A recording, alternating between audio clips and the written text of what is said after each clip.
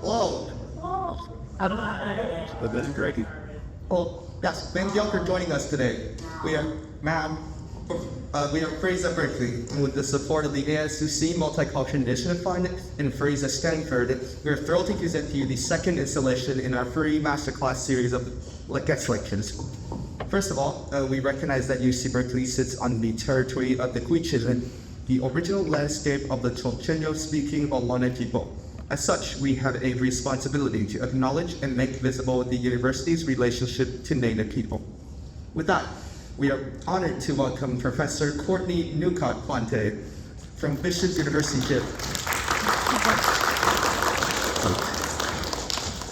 Dr. Plante is a prominent figure in the furry community, having co-founded the International Anthropomorphic Research Project, also known as Furscience, and currently serves as its lead analyst. Furscience is a multidisciplinary team of social scientists and humanities researchers from different universities around the world who researches the furry fandom to better understand the community, with support from the Canadian government's Social Science and Humanities Research Council.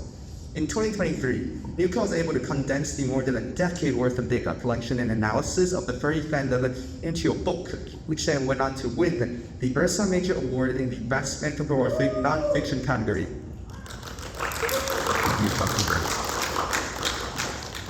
So this is where I might usually briefly explain the furry fandom for those of you not familiar with Furries at Berkeley, but due to the nature of Dr. Plante's research, there is quite literally no one on this planet who is better suited at doing exactly that than him.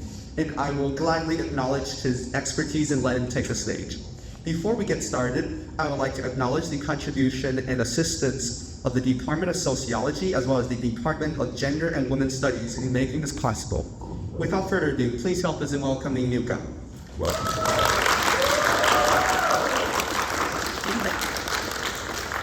Man, you really set the bar high. You should lower that a bit. Y'all in the back, can you hear me okay? Do I need to yell more or are you good? All right. If at any point I'm talking too fast or you can't hear me, just yell and get my attention and I'll slow down or speak up.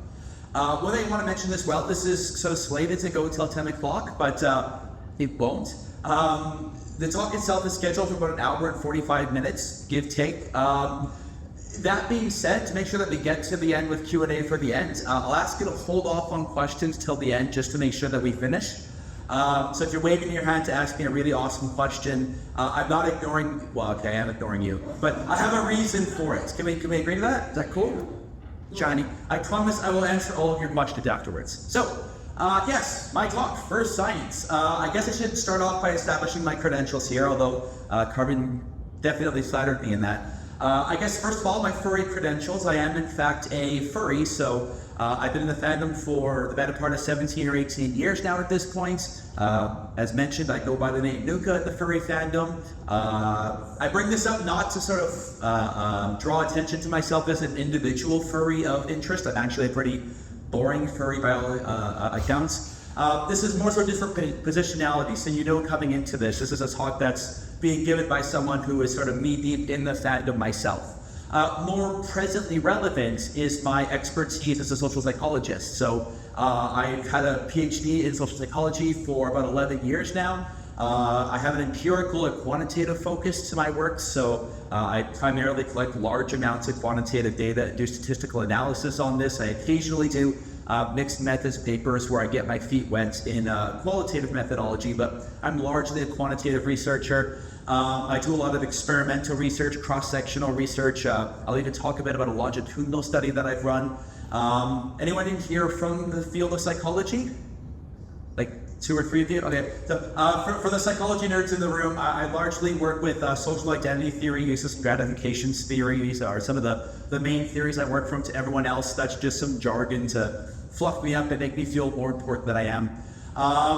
I published about 100, not just myself, but with my colleagues, I published more than 100 articles and book chapters and books. Again, this is not intended to be a giant flex, more so just to sort of tell you that this is coming from the perspective of a researcher who does legitimate research. I'm not someone who's just espousing an opinion, or I talked to a furry that one time and here's what I think about it. This is coming from the perspective of a researcher.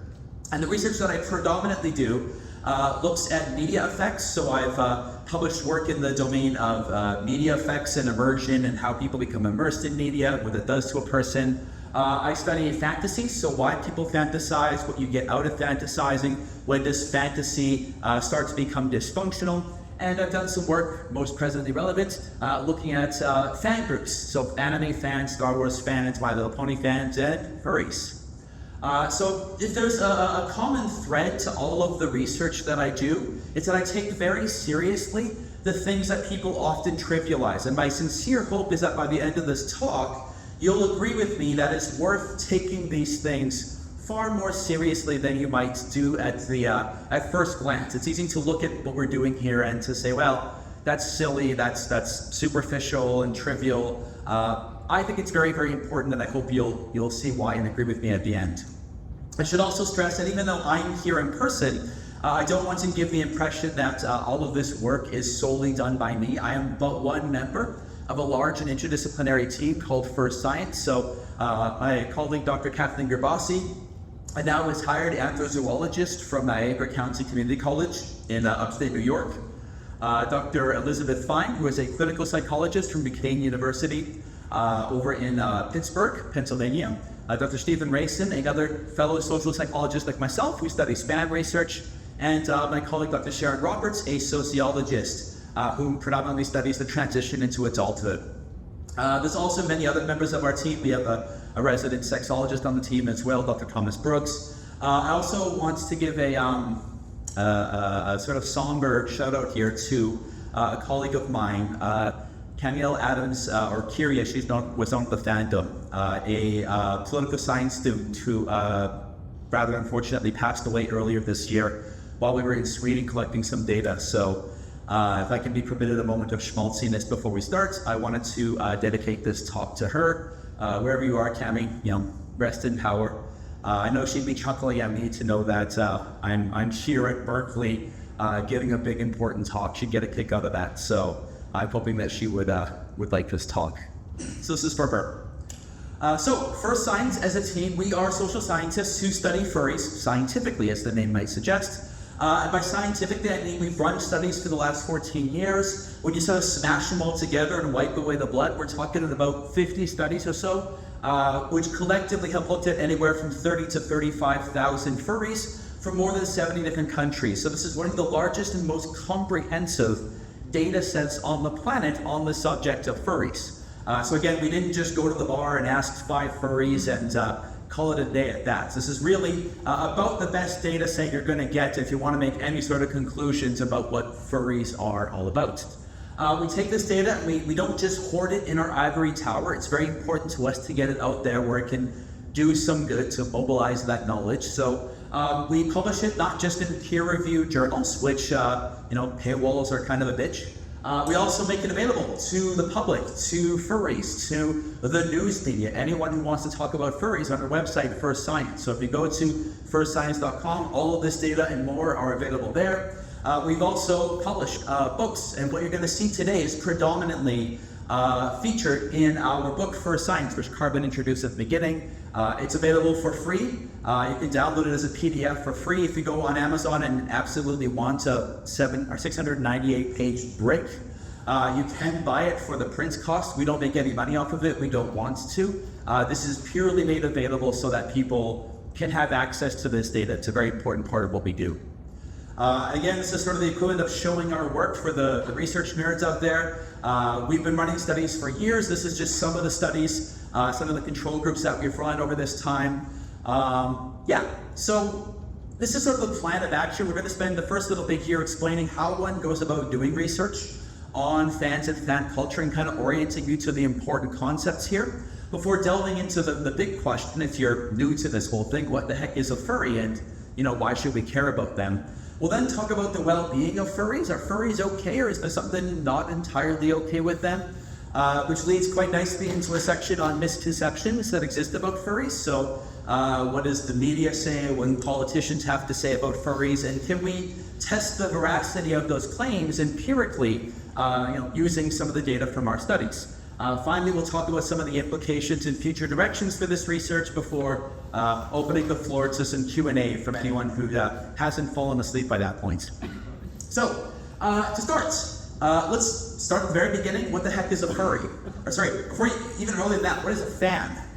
So when we talk about fans, we're talking about, by definition, people who have an exceptionally strong interest in something. And when we're talking about that very broadly, that could be basically anything. You can be a fan of basically anything. So there are music fans out there. If you're a fan of the Insane Clown Posse, you might go by the term Juggalo. If you're one of Lady Gaga's fans, you might go by the term Little Monster. If you're a fan of books, shout out to my fellow Potterheads or Twihards out there. TV shows, maybe you're a Trekker, maybe you're a Whovian. Activities, right? You can be a LARPer, you can be a sports fan, you can be a fan of model trains, right? The point is, basically any interest a person might have, you can potentially be a fan of. And by definition, the term fan has kind of a negative connotation to it. Etymologically, it has its origins in the root phonetic, right? Which sort of sounds like a person who's gone to an extreme, right? A person with an exceptionally deviant or extreme interest in something, right? And this is sort of reflected in the way psychologists originally studied fans. So the psychological research on fans doesn't actually go back that far. And the very first topic that was studied, if you go back in the psychology of fans, is football hooliganism. So why is it that UK football fans tear up the Coliseum after their team loses, right? That was predominantly what psychologists were interested in when they studied fans. And so if you wanted to look into literature on fans prior to, say, the 2000s, that was the bulk of what you could find.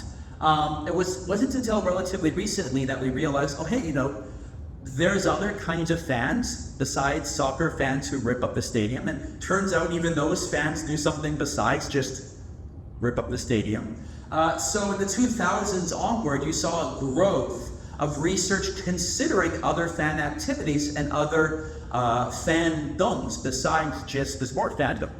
So Daniel Wan is just one example, a psychologist who studied the psychology of sport fans, but wanted to look at it in terms of motivation. So not specific fan behaviors necessarily, but what compels or drives sports fans. As it turns out, if you use the scale that he used to understand that, oh, sometimes they're motivated by the excitement of it, sometimes it's escapism, sometimes it's the sense of community. Well, you can take those same motivations and apply them to other fandoms as well. We ended up riffing off of Wan's scale and eventually published a book on the subject with our own scale, which is really nice because you can essentially pick it up wholesale and use it to understand the underlying motivation of pretty much any other fan group. So a recurring theme throughout this talk is going to be the fungibility of fan groups. That is the fact that they're largely interchangeable.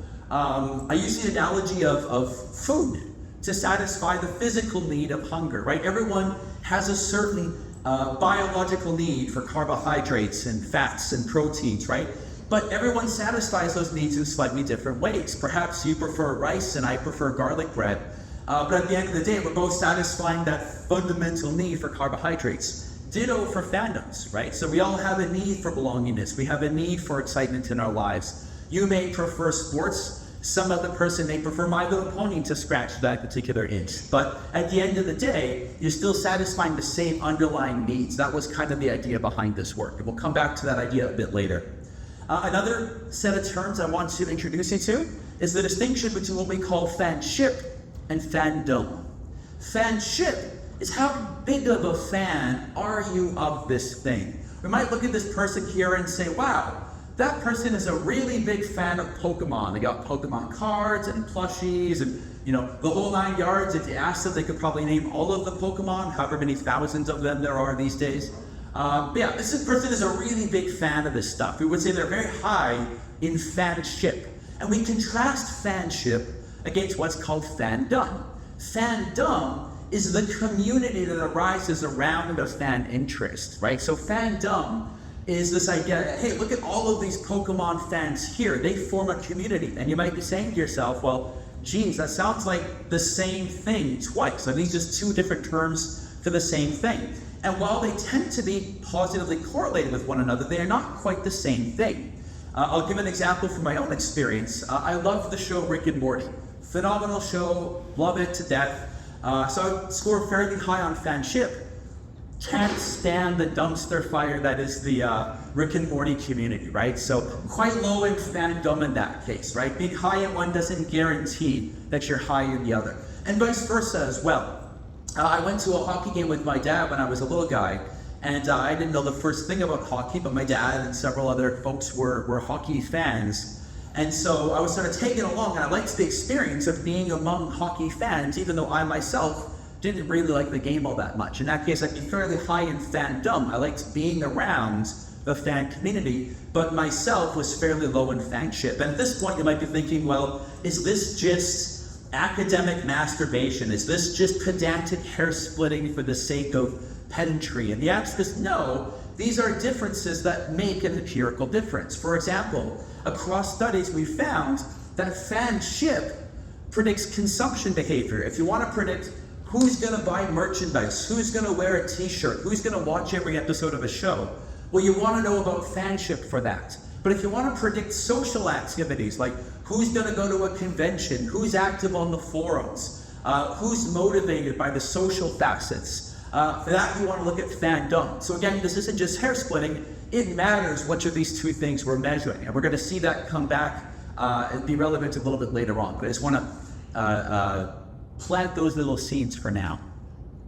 Another concept I want to introduce right now is the notion of stigma. So if you haven't taken a sociology or a deviance class, stigma is the idea that a particular person or a group of people are looked down upon societally, right? That's stigma. And as it turns out, it's not great for people.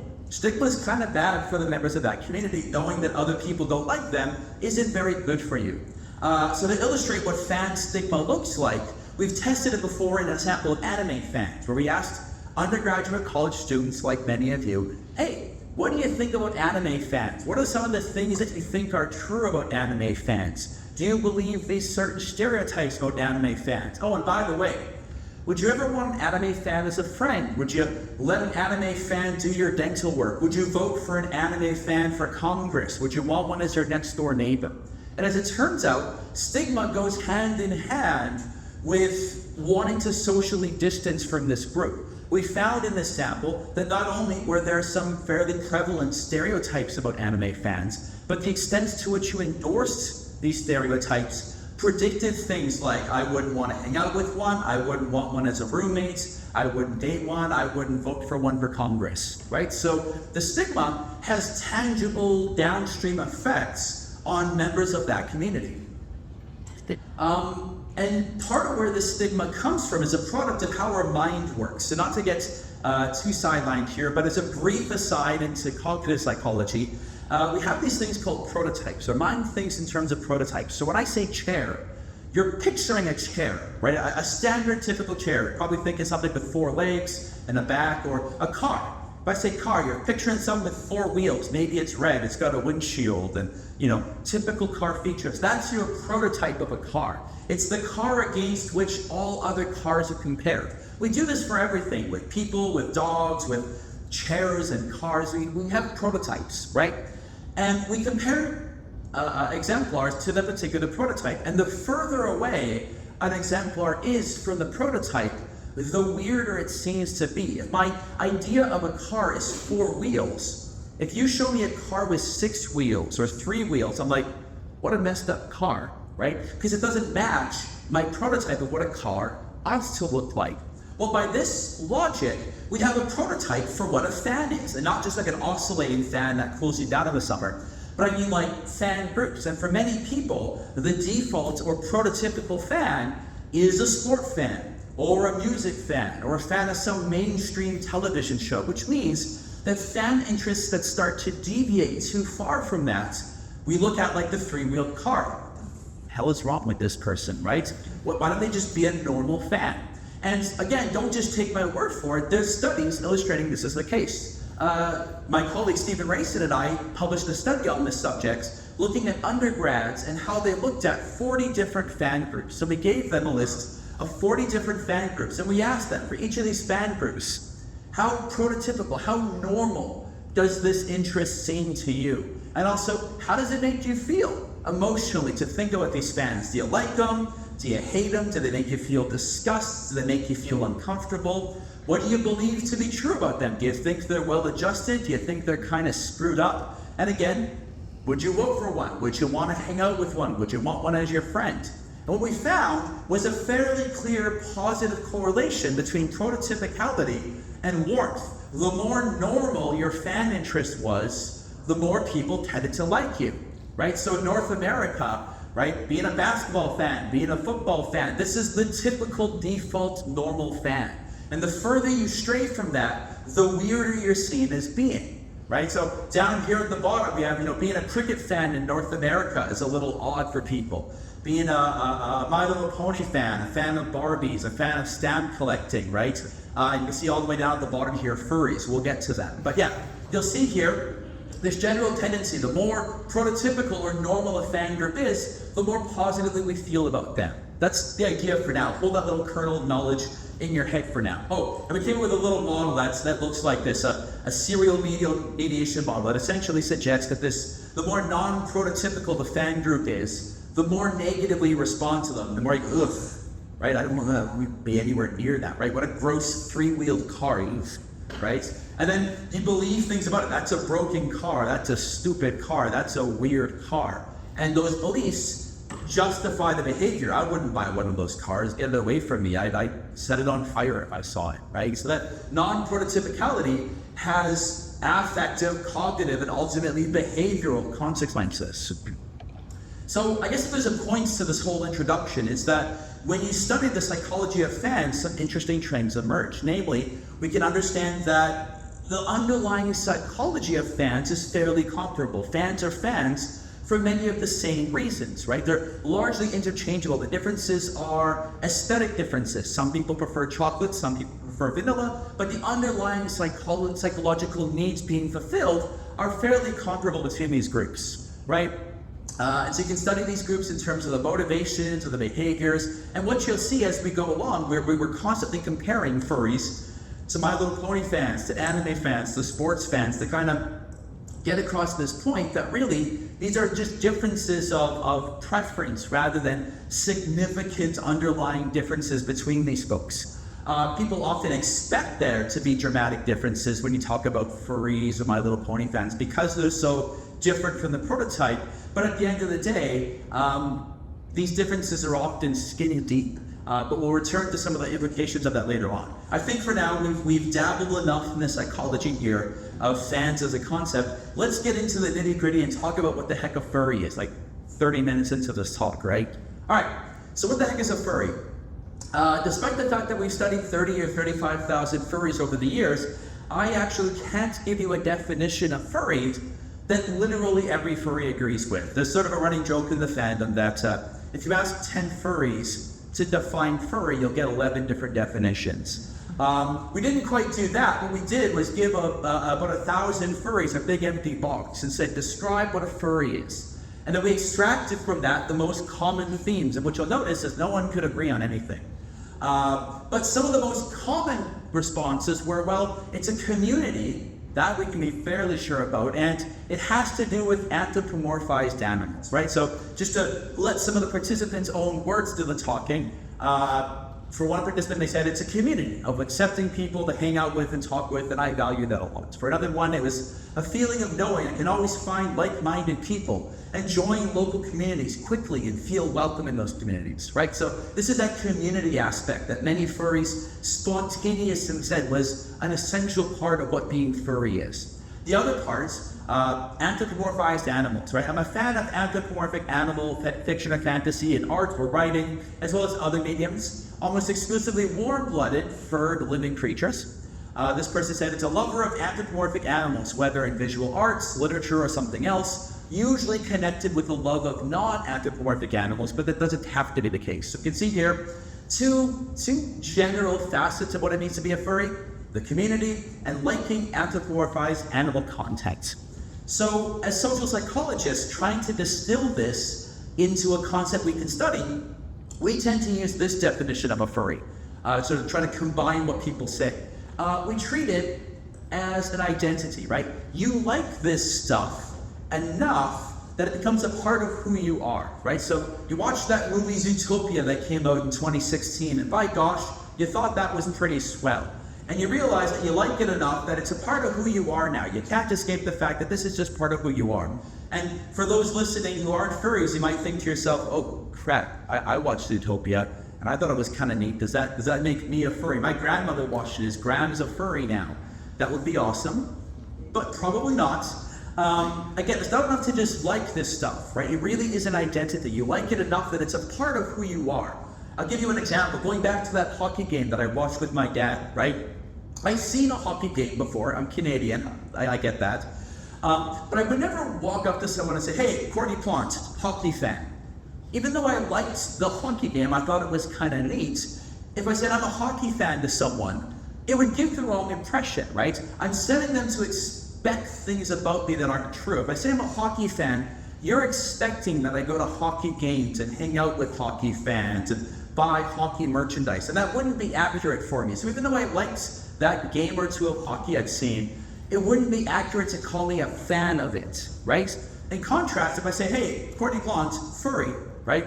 What I'm telling to you by calling myself a furry is, okay, you can guess the sorts of shows I like, the kinds of people I hang out with, the kinds of merchandise I buy, the things I do in my spare time, right? So it's informative of many aspects of who I am. So we think about it as as an interest, specifically an interest based around this media content that features anthropomorphized animal characters, animals that walk and talk and do human things, right? So you may be thinking to yourself, what is furry content? You keep using that word. What does it actually mean? And to furries, furry content is pretty obvious. Furries can point to video games and television shows and podcasts and musicians and board games and web comics. All of these things could potentially fall under the umbrella term of furry content. And for those of you in the room who aren't furries, you might be looking at most of this and go, I don't know what any of that shit is. I guess I can't be a furry. I'm willing to bet, even for the non-furries listening to this, I can find some media that probably fits the bill of what a furry would like, right? If you know who any of these characters are, if you grew up liking one of these shows, you like some content that a furry might like. If you grew up with Bugs Bunny or Mickey Mouse, if you watched BoJack Horseman, if you liked Dragon Ball Z, these are characters that could fall under the umbrella of furry. And again, liking one of these shows doesn't make you a furry, but at least you understand why a furry might like this stuff. You've kind of got that in common with that, right? And you might think to yourself, okay, yeah, I like that show, but isn't it kind of a weird thing to develop an excessive interest in this? Again, why not like a normal thing like football? Until you realize the arbitrariness of deciding football is normal, right? If the sports didn't exist, if I invented sports today, I said, hey chums, I'm gonna inflate this pig bladder, and we're gonna kick it around and beat the shit out of each other while we try to run it across an arbitrary line over there. Like, people would look at you like you're nuts, right? One of the most common pastimes in America is so arbitrary, right? There's some public buy-in to it and historical buy-in to it that gives it prominence, but it's no more arbitrary a thing to be a fan of than anything else, right? So why furry media? Well, when you think about it, we're kind of set up for this from the very start. A lot of people find anthropomorphized animals fascinating. Look at the toys we played with as kids, right? Oftentimes they've got this animal theme to them, right? Whether it's teddy bears or, rocking horses or whatever kids play on their iPads these days, right? If you go back through things like spirituality over the generations, right, over the eons, ancient Egyptian spirits were often anthropomorphized deities. Indigenous tribes from North America often had these animal-based deities. So across cultures around the world, you continuously see significance given to these anthropomorphized animal deities. It even permeates our language, right? Listen to the terms that we use to describe people. They're animal terms, right? Someone's foxy or bitchy. Kids monkey around. Someone's being really catty. That person's a real bear of a man. Or they're acting kind of weaselly. Kids monkeying around, right? We use animals to understand ourselves. And it kind of makes a modicum of sense. If you want to get really deeply existential and philosophical, Animals are the only other thing on this world that we have something in common with. We're alive, right? Compared to all the rocks and everything else on this planet, we got something in common with the other animals that move around and possibly think and stuff. So we got something in common. So if we want to understand our place in the universe, the next closest thing to compare ourselves to is animals. So it's a very natural comparison that humans have been making for tens of thousands of years. Some of the earliest cave paintings were of animals and anthropomorphized animals. These were the stories people told around campfires. So it makes a modicum of sense why some people might be fascinated by it. It's almost hardwired into us to at least be a little curious in the topic. When you ask furries, where did this come from? How did you as a person decide that this was what you were interested in? There's no one place, right? It's a combination of the internet, being exposed to artwork that you liked, cartoons as you grew up. Disney is responsible for like half the furries on this planet. Yeah, it's no one place, but many furries will say it was a combination of stuff growing up that sparked this interest in me. And again, many folks grew up watching cartoons or grew up seeing these characters, and maybe it didn't become a full-blown interest for you, but you can at least understand why a person might like this stuff, right? Again, it makes a certain amount of sense when you look at the other hobbies furries have. When it comes to the media that furries consume, oftentimes there's a lot of overlap with science fiction and cartoons and comedy and fantasy and action, adventure, and anime as genres. These are genres that prominently feature stories of walking, talking animal characters, right? And even if you're not a furry yourself, if you're an anime fan, again, you might kind of understand, at least tangentially, why a person might find these characters interesting, right? If you grew up watching cartoons, you at least sort of intuitively understand why a person might like this stuff. Even if you personally grew out of it, you might at least understand why this could be interesting.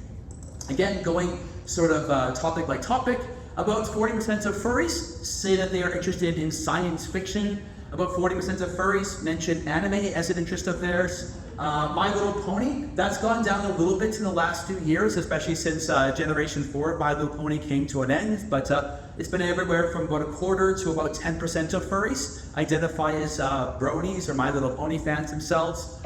Gaming, furries very active in the gaming scene. About 75% of furries would consider themselves to be avid board gamers, video gamers. In terms of why this stuff though, like what's the appeal of furry characters? Well, a lot of them just say, hey look, you take a human and you know, strap some ears and a tail to them, and this makes them a more compelling character, right? There's a certain modicum of creativity involved. We have all sorts of stories about humans doing stuff, but there's a lot fewer stories about their, you know, if it's a dog person or a wolf person or a cat person, right? By having to put yourself in the mindset of something not entirely human, there's an extra layer of creativity, right? Take any story and make one of the characters have some animal traits to it, and now it's a different story. It's a more complex and nuanced story. And that might be the appeal for at least some folks. For others, it's just an aesthetic appeal, right? I don't know, it just looks neat, right? People look kind of boring. People are a dime a dozen, right? But I can think of 10 ways to make a cat person that might look even more interesting than a person, right? There's a lot of reasons why. In terms of how furries interact with this interest, I'm going to return to an idea I said earlier, that there's a lot of analogous overlap between these different fan groups, right? When you think of what does a sport fan do? How does an anime fan's interest manifest? Well, they watch the stuff they're interested in, right? Sport fans go to games. Well, furries go to conventions. Sport fans buy jerseys and memorabilia. Well, furries buy prints and fursuits and t-shirts with their favorite characters on them, right? They go to forums and discuss these ideas. They get into debates with other nerds online, right? They do a lot of the same stuff that other fans do. One of the big differences, if you're looking for differences, is that furries really like fan-made content. In many other fandoms, the content comes from an official source, a canon source. Think Star Wars, right? Prior to Disney acquiring Star Wars, George Lucas got to decide what was and wasn't canon, right? Harry Potter, right? J.K. Rowling gets to decide what is and isn't official canon in the Harry Potter universe, right? In the furry fandom, though, very rarely, there's no one arbiter within the furry fandom that gets to decide what does and doesn't count as furry, right? It's a much broader, decentralized fan interest. And so furries are just as interested in official merch as they are in unofficial merch. Furries, just like furry content, they don't really care all that much about where it comes from, right? Again, in many of the instances, there isn't an official canon version of the thing they like. So furries are often this sort of cottage industry of small, independent content creators, which makes it somewhat different from other fandoms. Furries spend a lot of money on their hobby, as it turns out. A lot of furries use the expendable income they have to, again, do what a lot of other fans do: buy stuff relevant to their interests, go to conventions, buy merchandise, right? This is what you see in other fan interests as well. About 80% of furries have actually commissioned work themselves, have actually gone to an artist or a content creator and said, make me a thing, right? A custom piece of artwork that no one else has, right? So furries are very much compelled or motivated by this idea of owning something unique for themselves within their fandom. In terms of where furries go to get this stuff, well, there's no one place. The furries spend a lot of time recruiting, or commissioning I should say, at conventions or in social media spaces or on furry-based websites. Twitter was one of the biggest places, I guess X, formerly Twitter. I want to point at Twitter for a moment for one of my favorite things from all of furry social media. Those who've been around for a while might remember the hashtag tweet for movement. If you don't, this was back in the days of Twitter, where they had the little Twitter bird, right, was the little mascot. And Twitter gently asked fans of Twitter, could you please not anthropomorphize the Twitter bird? That would be swell. And if you know something about psychology, there's a little thing called psychological reactance, which means when you tell a person not to do something, well, yeah, so furries quite active in spaces like Twitter, as it turns out, right? This is the sort of mischief furries get into, right, on social media. So yes, furries quite active on social media. One question we've been asked is about furry content purchasing. Why do you buy this stuff? Why do you own this stuff? What's the desire to buy a piece of art, or to buy a little artifact, right? Is this some kind of cult thing? Is this a source of your power or something weird like that? As it turns out, furries buy merchandise for the same reason any other fan does. Why does a sport fan go out and buy an autographed ball? Because they think it's neat and they want to put it on their shelf. Why does a furry go out and buy a poster of their favorite character? Because it's neat and they want to put it up on their wall, right? The underlying motivation is very similar. If you understand a sport fan or a fan of a particular television show, you kind of understand the psychology of furries already. And if you're a fan of anything, you probably have a lot more in common with furries than you might think.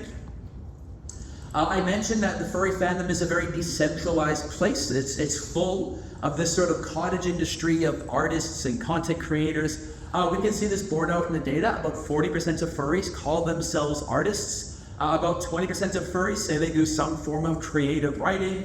About 20% of furries are amateur musicians themselves. Furries also spend time in online spaces. This is a growing part of the furry fandom, growing quickly. But 1/3 of furries are on VR chats, virtual reality chats. For those who've never been, I'm going to make a comparison to Second Life. It was pointed out to me yesterday that no one these days knows what the hell Second Life is. But for those who do, this is like updated modern Second Life, right? You can create an avatar of yourself and interact with other people in virtual spaces. We can look at the furries who use this. They tend to be a little bit younger, so the newer furries tend to like hanging out in virtual spaces like this. Far from being a sign that they're on the periphery looking in, these furries are just as high as other furries in fanship and fandom scores. They are likely to use the fandom for a combination of escapism, identity building, and social supports. We can also see small differences between these groups. There's a species that you typically find in online spaces called protogens. This is a protogen right here. About 10% of online furries, this is their little character, their fursona, which actually leads us quite nicely into the topic of fursonas. So fursona, or a furry persona, this is the term furries use for an anthropomorphized animal representation of themselves, right? Think of it as like, if you're a gamer, right? You don't hop into like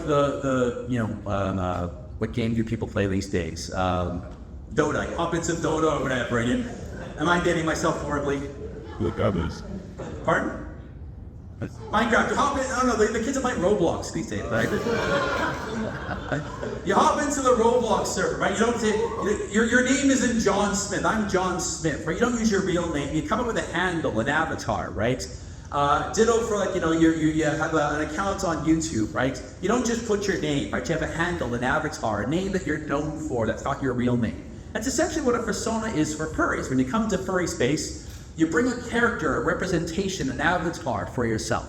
When you ask furries, what is a persona to you? It's not any one thing for all furries, but many will say, well, it's a representation of me. It's something very similar to who I am. It's got features of myself baked into the crust. Others will say it's just an avatar or a mascot or a nickname, right? But it's a lot of different things to a lot of different people. I don't want to say this is 100% what all furries' persona is, but for many, it is a representation of themselves. It has some similarity to their real life self. It is worth noting this is one of the most universal behaviors that furries engage in. The overwhelming majority of furries have a persona, almost because it's a norm. If you go to a furry meetup, almost without fail, you'll walk up and introduce yourself and they'll say, hey, what's your name? What's your persona, right? There's an expectation that you've already got kind of a character and a name. What do we call you, friends, right? So you'll see a lot of furries will go around at meetups and they'll have a badge, before you even have to ask, right? Oh, here's my little character. He's a cat. He's wearing a lab coat. He goes by the name Nuka, right? So this is what you're known as within the fandom. This is the character that you want other people to know you as within furry spaces. So most furries create one. The bulk of furries have one at any given time, right? About 1/3 to 1/2 of furries only ever have one.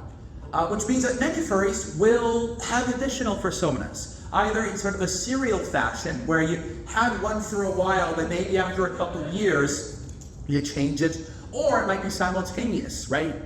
You might have 2 or 3 different personas. One that represents this aspect of me, one that represents this aspect of me. What a lot of people get wrong when they don't know what furry is they think that it's, I wake up today and I'm a dog. I wake up tomorrow and I'm a cat. Next week I'll be a horse. That doesn't really happen with furries, in part because furries imbue their persona with so much of themselves. Furries spend a significant amount of time building themselves into their personas, which is why you don't see a lot of furries with 50 different personas. Some do, but the vast majority of furries say, I've got 1, 2, maybe 3. But again, furries don't change their personas with the frequency that they change their underwear. This is often something significant and meaningful to them. The data suggests that furries put a bunch of themselves into the creation of their own characters. It's sort of frowned upon in the furry fandom to just rip a character off from someone else. Oh, you got a cat persona, that's kind of neat. That's mine now, that's what I'm gonna go as too. That makes a lot of furries bristle even at the thought of that, right? It feels like identity theft in some ways because someone has stolen something deep and meaningful to you. This is also borne out in the data when we ask on a 1 to 7 scale, right? How similar do you feel to your persona? Overwhelmingly, furries say, right, my persona is very similar to me. I put so much of myself into my persona, right? It represents who I actually am. But it's more than just that. It's not just a snapshot of you, it's also an idealized version of yourself. It's aspirational. My persona is what I would be if I was faster, smarter, stronger, a bit better looking, a bit funnier, right? It's aspirational. If you have a space to create a perfect version of yourself, what would that look like? And again, not every furry agrees with this assertion. Some furries will create personas that are the exact opposite of who they are. My persona is my dark side or my evil side. But for many furries, they say my persona is a better version of me. So that's what a persona is. In terms of species, if I were to ask you to just start yelling, please don't yell at species D, but if I were to ask you to just start guessing what some of the most common species were, you could probably guess what many of them are. Wolves, foxes, dogs, cats, tigers, dragons, bears, right? These are species that if you had to just guess on a whim, you could probably guess a whole bunch of them, right? Everyone's now looking at where their particular persona species are. This number, by the way, goes down to the thousands, right? I have a gigantic document that over the years lays out all these different species. For the record, I see some people taking pictures. That's totally fine. I can also just give you this slide deck. If you email me after the talk, I would be happy to give you the slide deck. So, right, so why these species? Why wolves and foxes and dogs and cats and dragons? What's the point of those species in particular? And there's no one reason. We think it's a combination of things. So there's a lot of idiosyncrasy to picking your particular persona species. But what we do know is that when it comes to picking a species, you're probably picking one you've got some personal experience with. So a lot of people have pet cats and pet dogs and pet rabbits or ferrets. And so for some folks, when it comes to picking a species, like, well, I liked cats growing up, so let's go with the cats. For others, it's media. What do we as a society write stories about? Wolves and foxes and tigers and dragons. These are the creatures we write about in our mythology. So if you had to pick a species, those are often the low-hanging fruit. These are the ones that we often know the most or have prominent stereotypes about. So we think that's part of the reason why these species come up again and again as some of the most prominent. Remember, I mentioned that furries are fans of anthropomorphized animals. This is borne out in their personas. So when you ask a furry, hey, when you have that persona, is it like just a dog that just does dog things? Or is it like a basically human dog, like a dog that walks and talks on two legs and does human things? Because overwhelmingly, furries are on the very anthropomorphized side of things. That doesn't mean there aren't folks for whom their persona is like just a tiger or just a dog or just a wolf. But the majority of furries say it's this anthropomorphized animal. Again, this is going to be really important later on. Remember, the thing that furries are fans of are anthropomorphized animals. They're not just people who really like wolves. So, these personas, do you take it into the office? Hey Bob, from work, nice to meet you. Call me Fluffykins, right? That's my name from now on at work. Not really, right? As it turns out, furries use these personas in furry spaces. Predominantly, these are used to interact with other furries. Go to the furry convention, go to a meetup, talking on a furry website. That's when you go by this avatar, this handle, right? But when you go into work, again, analogous to other contexts, right? You wouldn't go to Thanksgiving dinner and say, Grandma, from now on, my name is the Plague. Right? That's my gamer handle. That's what I want you to know me as. That doesn't happen, right? Fans typically know where to draw the line between fan space and the rest of the world. This is just as true for furries as it is for anyone else, right? Very few furries will allow this to spill over into day-to-day life. They often maintain a sense of perspective.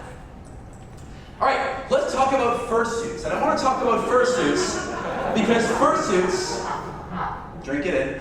All right. We'll talk about fursuits because fursuits are arguably the most visually iconic part of the furry fandom. Typically when someone who doesn't know what a furry is asked to write a story about furries, they say, they're those people who put on the fursuits and some of them have sex in them, right? So let's talk about that for a second. Let's talk about, is furry a group of people who wear fursuits? No. In a word, no. Just because something is iconic or visually distinct doesn't mean that's a defining feature of the group. Imagine if I were to define Star Wars fans as people who wear stormtrooper outfits. Do some Star Wars fans have stormtrooper outfits? Absolutely. But most do not. Right? Imagine if I defined sport fans as people who paint their face in their team colors, wear plastic cheese blocks or plastic, whatever the hell this is, on their head, right? Again, some fans choose to express their interest that way, but it's not what makes them a sport fan, right? So sure, some furries own fursuits. For some furries, that's how their interest manifests. Just like for some anime fans, cosplaying is how their interest manifests. Some furries like to do this, but again, it's less than 50%. If you define furries as people who wear fursuits, you are necessarily leaving out more than half of furries, right? You don't define the group by what less than half of them do. we do find that ownership is increasing. Even compared to, say, 10 years ago, we have seen fursuit ownership go up, in part because there are more people building fursuits. It's a skill that more people are learning to do. But it's still fairly rare in the fandom, relatively speaking. It's still a thing that most furries do not own. And again, if you look at convention numbers over 12 years, the number of furries who wear fursuits has been steadily going up, but it hasn't come anywhere near to that 50% threshold. And even if it were 50% or 60%, that's still a far cry from saying all furries have a fursuit and using that as the defining feature of what it means to be furry. Sure, most furries say, yeah, if I had the money, I'd like to get a fursuit, right? But that's like saying, hey, if I'm a Star Wars fan, sure, I'd love to have a $500 lightsaber. I'd love to have a set of Stormtrooper outfits. But, you know, most of them don't have that expendable income, and if they did, they have other things they'd rather spend it on, right? So wishing you could have one is a far cry from, you know, practically having one or wanting to have one. Realistically speaking, it is expensive to own a fursuit. It's not a thing you whip up in a weekend for yourself. It's not a thing you pay someone $50 to go make for you out of some carpet scraps, right? This is some research that was done before the pandemic, so the cost of textiles has actually gone up considerably since then. But even for just a partial suit, you're already looking at upwards of $1,500 to $2,000. Full suits can run you $3,000, $4,000, $5,000. I've seen $20,000 fursuits. This is a very expensive piece of fan merchandise to have, right? In the same way that owning a full show-accurate set of Stormtrooper outfit is really, really expensive and not something that most Star Wars fans own. And again, if you say, well, okay, well, furries are people who wear tails then, or collars, or t-shirts. There's no one single piece of apparel or accoutrement that even most furries own, right? It's not a defining feature of the group, the fact that they wear a particular t-shirt or wear a collar, right? Again, that would be like defining sports fans as people who wear jerseys. This just isn't accurate. Among those who have fursuits, I often get the question, so like, do you go around the house in that thing? Do you make dinner in that thing, and go to class in that thing, and go to Thanksgiving dinner with your family in that thing? Not really. Not for most furries. The vast majority of furries say, look, I bust it out for special occasions, right? When do you bust out your $500 cosplay? When do you bust out your Stormtrooper uniform, right? You do it at conventions, you do it at parades, you do it when there's a bunch of other fans hanging out to show it off to, right? Very rarely do you wear it around the house or wear it every day, right? This is another misconception people often have. When you think that furry is only about the fursuits, you erroneously believe that this is a thing that they put on all the time, and it couldn't be further from the truth. So what compels a person to do this? Why would you put on one of these things? Well, when you interview fursuiters, it turns out there's no one reason, but for many of them, it's a combination of factors like, well, it gives me a chance to be creative or to express some side of myself that I otherwise wouldn't get to express. It's fun. I get to be a cartoon character, right? Many furries say that they behave differently in their fursuit than they do out of their fursuit. I can attest to this myself. I wear a fursuit, and I can tell you that on days where I wear the fur, I teach undergrad classes, and on days, once a semester, I put on the fursuit and teach them the fursuit. And on those days, when I walk into class, I'll dip in and out of random lecture halls. I would never have the guts to do that like this. Right? But put on a fursuit head and make me kind of anonymous, and I'll dip in and out of a class and make a bit of a spectacle of myself. It's a lot easier to do when you're a cartoon character, right? So you get to behave a little more wacky. You get to be a cartoon character. That's appealing to some folks. For others, they say, well, it's like a social lubricant, right? I'm kind of a big, scary-looking dude. If I walk up to someone and say, hey, how's it going? They might be a little off-put by the big, bald, weird-looking guy coming up to them, right? If I'm a cartoon character, you might still be a little afraid of me, but a lot of times people will say, that's kind of neat. I haven't seen one of those before. Sure, I'll get a picture with you. I've seen furries, furry conventions that overlap with insurance salesman conventions. I saw this one year at Furry Fiesta down in Texas. And it was amazing because all these insurance salesmen wanted pictures with the furries. Like, guys at the office aren't going to believe this, right? That doesn't happen if you just sort of look like this and go up to random insurance salesmen, right? It's a blast. It's different from your usual experience, and it gives you a chance to go up and say hi to people. A lot of furries will say, hey, you know, I'm kind of a shy person, or maybe I'm a socially awkward sort of person. We find this with a lot of neurodivergent furries who say, you know, I'm really bad at making eye contact with people, but you know what? When I'm in a fursuit, I don't have to make eye contact. They don't realize that I'm not looking at them. So it kind of smooths over some of the awkwardness. Or maybe you have difficulty knowing what to say to a person, so you play as a fursuiter who doesn't talk, right? In that case, it kind of smooths over the social interaction a bit, right? It kind of gets rid of a little bit of that awkwardness for you. So there's no one reason why a person fursuits, but you can understand there's a lot of different reasons why they might find this enjoyable. All right, let's talk about the demographic composition of the furry fandom. If you had to take a snapshot of this fandom, what do they look like as a group? This is the most depressing slide for me, because as I get older and older, I am slipping further and further to the right of this figure. I won't tell you where I am, but it's depressingly to the right. So, this is the age distribution of the furry fandom. You'll notice something, it is quite young. In fact, for ethical reasons, our ethics board says we can't study minors, but I can tell you from other sources that there's also a bunch of furries in their late teens, right? So furry is a fairly young person's game on average. Of course, there are furries well into their 30s, their 40s, their 50s, their 60s. Many furries say they got into the fandom oftentimes in the middle of their sort of junior high or high school years, right? Usually in grade 8, 9, 10, 11, 12, somewhere in there, furries started to express an interest in this particular topic. For many, they say somewhere around the 16 to 18-year-old range is where I started to really get into this interest. This is a term sometimes used by furries to describe older furries, gray muzzle. This term has essentially lost all meaning because I've seen 18-year-olds call themselves gray muzzles. So take it with a giant grain of salt. But yeah, the term gray muzzle, you might hear older furries call themselves this. Usually it's intended to connote someone who's been around in the fandom for quite some time. All right, I love this slide. This is a wonder. This is a demonstration of what you can do when you've got years worth of data and some of the really interesting puzzles you can start to unpack about fandoms from this sort of data. So this is the average age of fans in these 3 different fandoms across 10-year period. We have here furries, bronies, or My Little Pony fans, and anime fans. So it takes a bit of explaining, but it's a really cool story. Stick with me. We'll start with My Little Pony fans.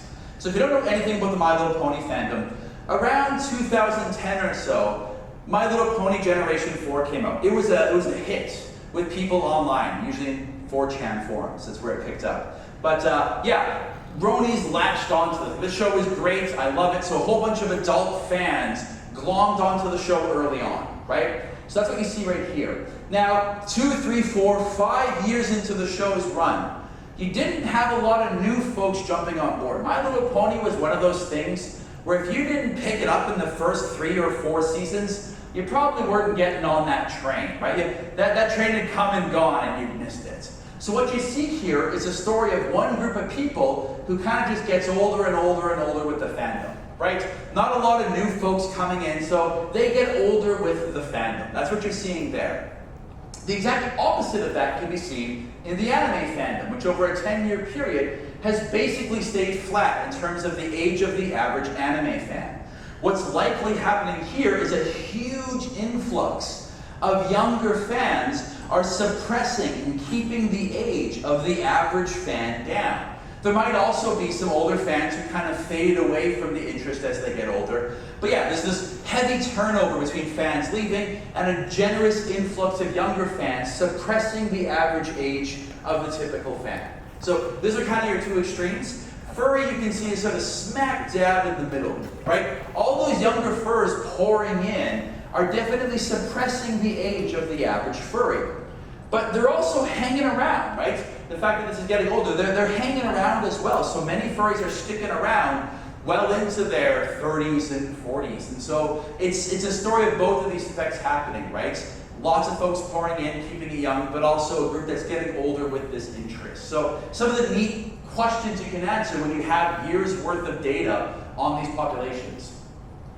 This figure right here, when did you get into the furry fandom? What's really neat is if you know your history of furry media, there's little peaks and valleys here that can actually be explained by certain pieces of media, right? It's around 2016, that's when Zootopia came out, and there was kind of a spike of furries around here. A funny thing happened in 2020. Some of you may be familiar with the global pandemic that happened. A lot of people sitting around at home, a lot of expendable time. VR chat was just coming onto the scene, so a lot of furries stumbled into the fandom through this VR chat, and they decided to get involved in it. So from this point on, you see that newer furries, after about this point, tend to look quite different from the furries that came before them. They tend to be very active in online spaces. So we can even look historically and get some context for some of the differences we anticipate in how furry interests manifest as time goes on. In terms of demographics, we can look at the sexual orientation of the fandom. And what the data suggests is that a kind of a reversal from what you tend to find in the general population. If you're straight in the furry fandom, you're kind of in a minority here. The furry fandom is predominantly lesbian, gay, homosexual, bisexual, asexual, pansexual, demisexual. It's a mishmash of people with all sorts of sexual orientations. This is going to be a recurring theme where the furry fandom tends to be a much more diverse LGBTQ+ space than what you find in the general population. That, of course, doesn't mean there aren't straight furries. But they are not the overwhelming majority of furries like you tend to see in the general population, where straight people are kind of assumed to be the default or the normal. That's not the case in the furry fandom. Ditto when you ask about gender. So when you ask about gender in a more nuanced way than just check the box, male or female, as it turns out, you get some really interesting rich data that again reveals that while cis men make up this largest single demographic within the furry fandom, there's also a significant number of cis women and genderqueer folks and trans folks. In fact, most recent numbers suggest that this number of trans folks may be as high as 15% or more, which is like 20 to 30 times more prominent than what you find in the general population. The furry fandom is a really inclusive place if you're a trans person. And in fact, that's sort of borne out by the data, right? If you're a cis male in the fandom, you very rarely think about your gender, right? If you're a dude among dudes, the fact that you're a guy doesn't really come up. It never really pops up to you. For women in the fandom, they're sometimes made aware of the fact that they're a bit of a numerical minority. Sometimes it comes up in negative context where you feel like, maybe I don't belong, or maybe there's some awkwardness here. What we notice with trans folks in the fandom is that it's overwhelmingly positive within the furry fandom for them. Time and time again, trans folks say that the fandom is a really inclusive, really positive space for them. Again, as a cis guy, it's a little weird for me to speak on their behalf, so a couple of participants from our study who are trans, I'm going to pop this collar off because I can hear it jingling against the microphone. Okay, hashtag just furry problems. All right, so some trans participants within our study. Most of my friends are trans people in the furry fandom, so we feel comfortable talking with one another about gender. It's a community where it just feels normal to be openly queer. Another participant. Furries tend to be more aware and respectful of transgender people's pronouns than non-furries, who frequently misgender me despite my having come out to them, and despite my obviously male name. Also, because of my male persona, people in the fandom often correctly assume my pronouns are he, him, which is something I rarely get to experience otherwise. This is actually a fairly common theme among trans furries in our samples who report that, having a persona allows you to sort of be seen by the fandom for the identity, the gender identity that you want to be seen as. It can often be an important transitionary step in coming out as trans. And what you see here, this is on a 7-point scale, acceptance of these different groups within the fandom, and you'll see that you're brushing up against the upper barrier of acceptability here. The furry fandom is overwhelmingly accepting of LGBTQ folks from sort of all walks of life when it comes to your gender, your sexual orientation. There's a misconception that people have that furries are sad and single and forever alone, and the data don't really bear that out. What we tend to find is that the relationship status of a lot of furries is that of young college-age people. A lot of younger people are sort of in and out of relationships, or single, and maybe they've put off relationships for a little while, or they have other priorities like their education. But what you tend to find is that many furries, as they get older, they do, if they're looking for relationships, find significant relationships. In fact, many furries end up with other furries, particularly if you are attracted to men. What you tend to find is the furry fandom is what you might call a target-rich environment. Many furries say that, yeah, I've met my significant other through the fandom. And it makes sense. If you know anything about the LGBTQ community, you know that gay dating websites, gay clubs and gay bars are a really important part of gay culture because it allows you to find other folks like you. If you're gay, right, it's very unlikely that just by coincidence any of your co-workers or classmates are spontaneously going to be gay. So you go to places where there are people like you. And for many in the fandom, that's where they find their significant others. So they're finding significant relationships through the furry fandom. And this is quite a distinct feature of the furry fandom. We actually compared furries to Star Wars fans in this regard. And we asked them, hey, look, you're a fan of this thing. Does it like make your relationship better? And the Star Wars fans kind of looked at us weird. Like, does my being a Star Wars fan make my relationship better? No, it's just kind of a thing. Right? They say, we're both Star Wars fans, but like, maybe we watch a movie together, but it doesn't bring us together. Furries overwhelmingly said, no, like the fact that we're both furries, this brings us together. For many, they said, this is the reason we're together in the first place, because we found each other through this fandom. And so, in contrast, in opposition to that misconception of furry as lonely and single and miserable, overwhelmingly the data suggests that furries absolutely get into relationships and are quite happy in those relationships. And beyond just romantic relationships, furries also have friends, I'm happy to report.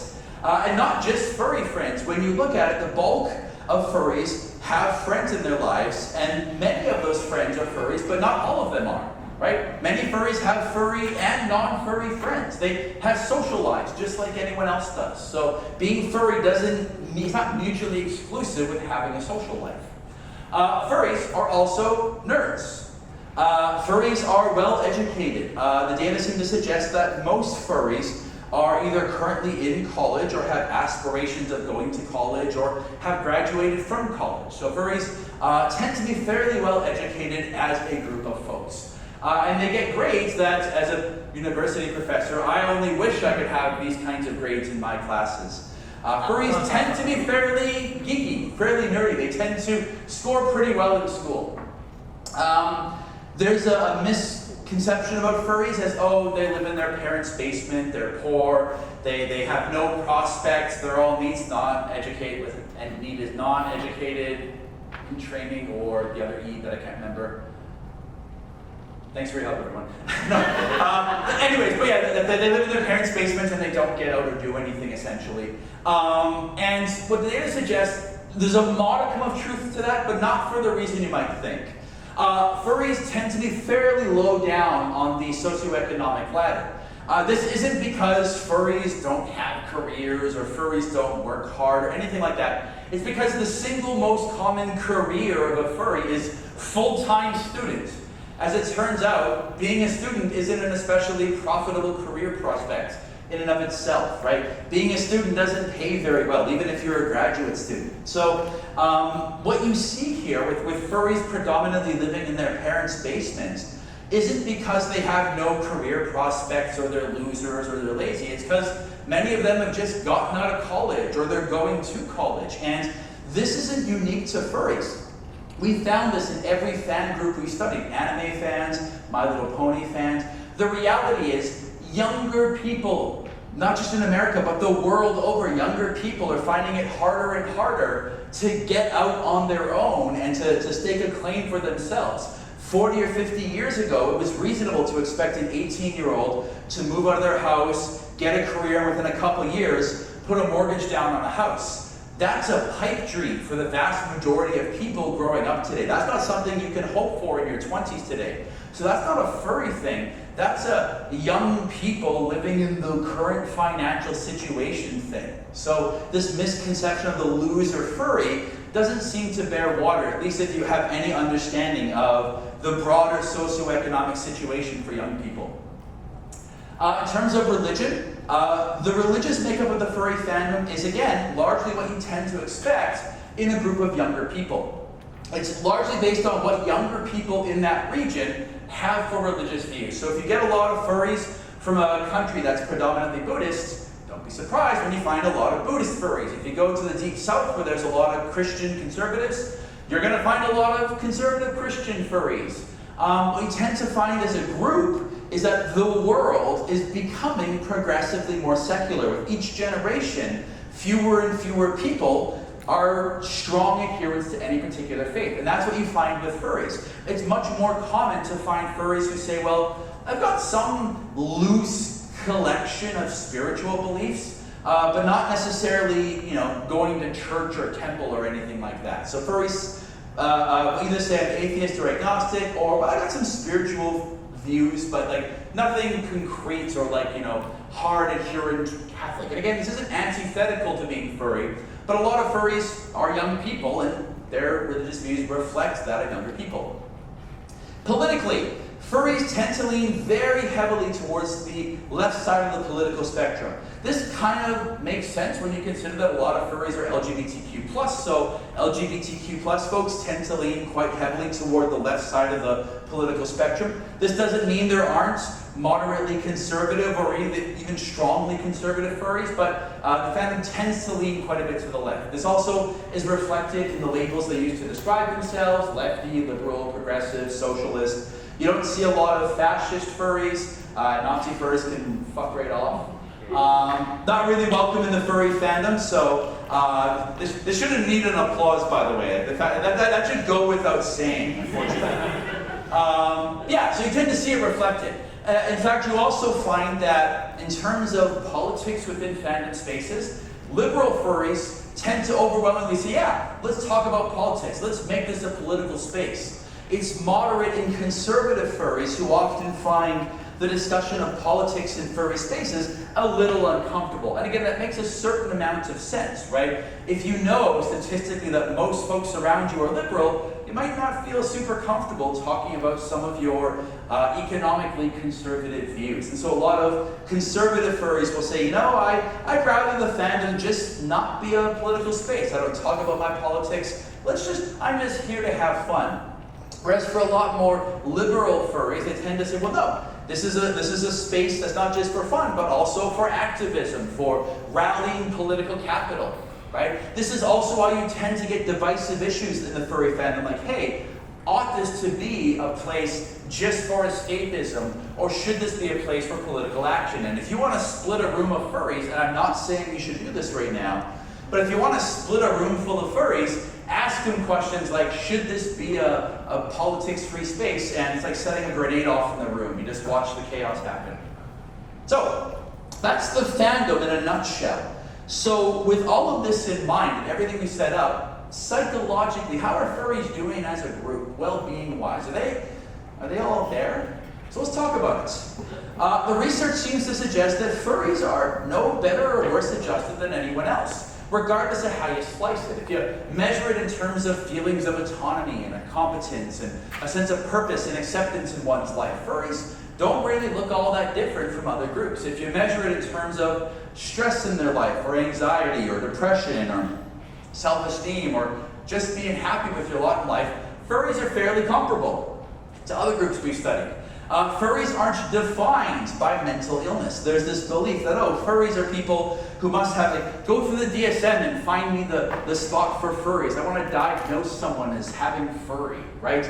That doesn't really seem to bear water. When you actually look at it, furries are no more likely to be diagnosable with ADHD or with a mood disorder or with an anxiety disorder. One thing you do find, interestingly, is that furries are more likely to be on the autism spectrum.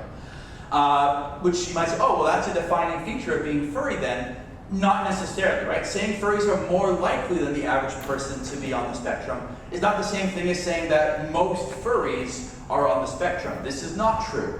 One thing we also find is that this isn't unique to the furry fandom. We also find that anime fans and My Little Pony fans and Star Wars fans, these people are also more likely to be on the autism spectrum. Why? Well, if you go through the DSM-5, the big old book of mental illness, and you look at the defining features of the autism spectrum, one of the categories is having a strong, specific interest in something. Well, what is a fan if not a person with a strong, specific interest in something, right? We think a lot of autistic people who have, if trains are your favorite thing in the world, you're going to get along really well with model train enthusiasts, right? So we think that across fan interests, you'll tend to find a higher proportion of people on the spectrum. This is not a uniquely furry thing. So let's return to this idea of stigma, because we've already introduced this idea that people might not think the best about furries, that insofar as furry is seen as being something that's an unusual interest to have, people might not have positive reactions to it. And furries are certainly aware that this is the case. So when you ask furries, hey, do you think the world around you is kind of hostile towards you? Furries lean toward the yeah side of the spectrum, right? This is always so sad, this study to me. In this study, we asked a bunch of furries and My Little Pony fans and anime fans and sport fans to rate each other, right? On a 0 to 100 scale, how positively or negatively do you feel about each other, right? So 50 is neutral, 100 is they're amazing, and 0 is like worst of the worst. And what you found is that furries were rated 22.76, which is well below neutral in the eyes of sport fans and My Little Pony fans, anime fans. People didn't see furries in an especially positive light. So furries aren't entirely wrong in assuming that people might not think the nicest thing about them. What was sort of heartbreaking about this was that when you asked furries to guess how they thought the anime fans felt toward them, furries, many of whom are anime fans, figured the anime fans have our back. They did not. Anime fans were a lot harsher toward furries than furries expected, so there was a little bit of backstabbing going on there. But yeah, furries are aware of the fact that a lot of people don't think especially flattering things about furries. And again, this is consistent with some of our studies looking at stereotypical groups. When you looked at a whole bunch of different fan groups, again, furries consistently score near the bottom. We're down there with My Little Pony fans, Justin Bieber fans, and the Insane Clown Posse in terms of how much people like furries. So, by the way, being Canadian, we apologize profusely for Justin Bieber. I just want to put that out there. So here we have a group. Furries are being stigmatized by the world around us, and we're talking about that translates into a history of being bullied. Right? And I'm not just talking about getting called rude names. Getting the shit kicked out of you, not only because you're more likely to be LGBTQ+, that's already hard enough, but now you can't even like the hobby you like without people treating you like crap for it. Right? So you got this double whammy going on here. And so it's not surprising that many furries play it close to the chest. Compared to other fan interests we study, furries are much less likely to tell their friends, their parents, their co-workers about their interests. They'll flat out lie to people, right? Many furries say, I don't tell my parents anything about my hobby. I would rather they didn't know, because I don't know how they're gonna take it, right? So, this kind of makes a certain amount of sense. Furries aren't coming out of left field and saying, yeah, we sort of know that people might not take it very well if they found this out about us. And we know from research on concealing a stigmatized identity, this is really bad for a person. This research has largely been done looking at gay men, for example, in the workplace or with their families. Having to conceal this, as it turns out, is really bad for a person. Having to hide the fact that you're gay, right? Imagine you're in the workplace, you haven't told your coworkers that you're gay because you're afraid of how they might take it. Well, that means you have to constantly be vigilant at the workplace. Say wife, don't say partner, say wife. Or you're going out to the grocery store with your partner and you have to be vigilant. One of my coworkers is around this place. I don't want him to see me here with my boyfriend, right? And the need to constantly be vigilant and paying attention is bad for us. It's bad for you psychologically. It makes you constantly anxious. And we know what happens to people who are constantly anxious. It's bad for your psychological well-being. You can't sleep, so your cognitive abilities go to shit. Your memory gets horrible. And not only that, but it's bad for your body. Increased risk for coronary heart disease, reduced immune system functioning, to physically heal from wounds slower when you're chronically anxious. So we're talking about this stigma and the awareness of it physically and psychologically taking its toll on these people. And our own research has suggested that furries that are able to live more authentically and openly. Furries who don't have to hide this shit tend to be doing better off in the long run when it comes to mental and psychological and physical health, right? Is it because the interest itself is breaking their brains or making them sick? No. It's the fact that they're being stigmatized by a society around them. It's the stigma that's causing the damage, not the interest in and of itself, right? And so when we look at furries, and what compels you to do this, right? You take all this flack from the world around you. Why? Why not just give it up? And when you look at what compels furries, part of it is expression. There's a part of themselves that they just want to be able to express, right? In the same way that a gay person just wants to be able to love their partner and not have to hide it, or a trans person just wants to be themselves authentically and not have to hide this. That's what they're looking for. And belongingness, right? Compared to anime fans, compared to sport fans, belongingness is such a central part to what it means to be furry. Many of these are folks who were picked on and bullied, who maybe didn't feel like they fit in anywhere in their life. And for many furries, this is the first time in their life where they finally had a group of people who gets them, where they can finally be themselves. That's the compelling part for so many of them, right? Just as important as the content itself is the fact that I've got a space where for a few hours a week, I can be myself and not have to hide from people.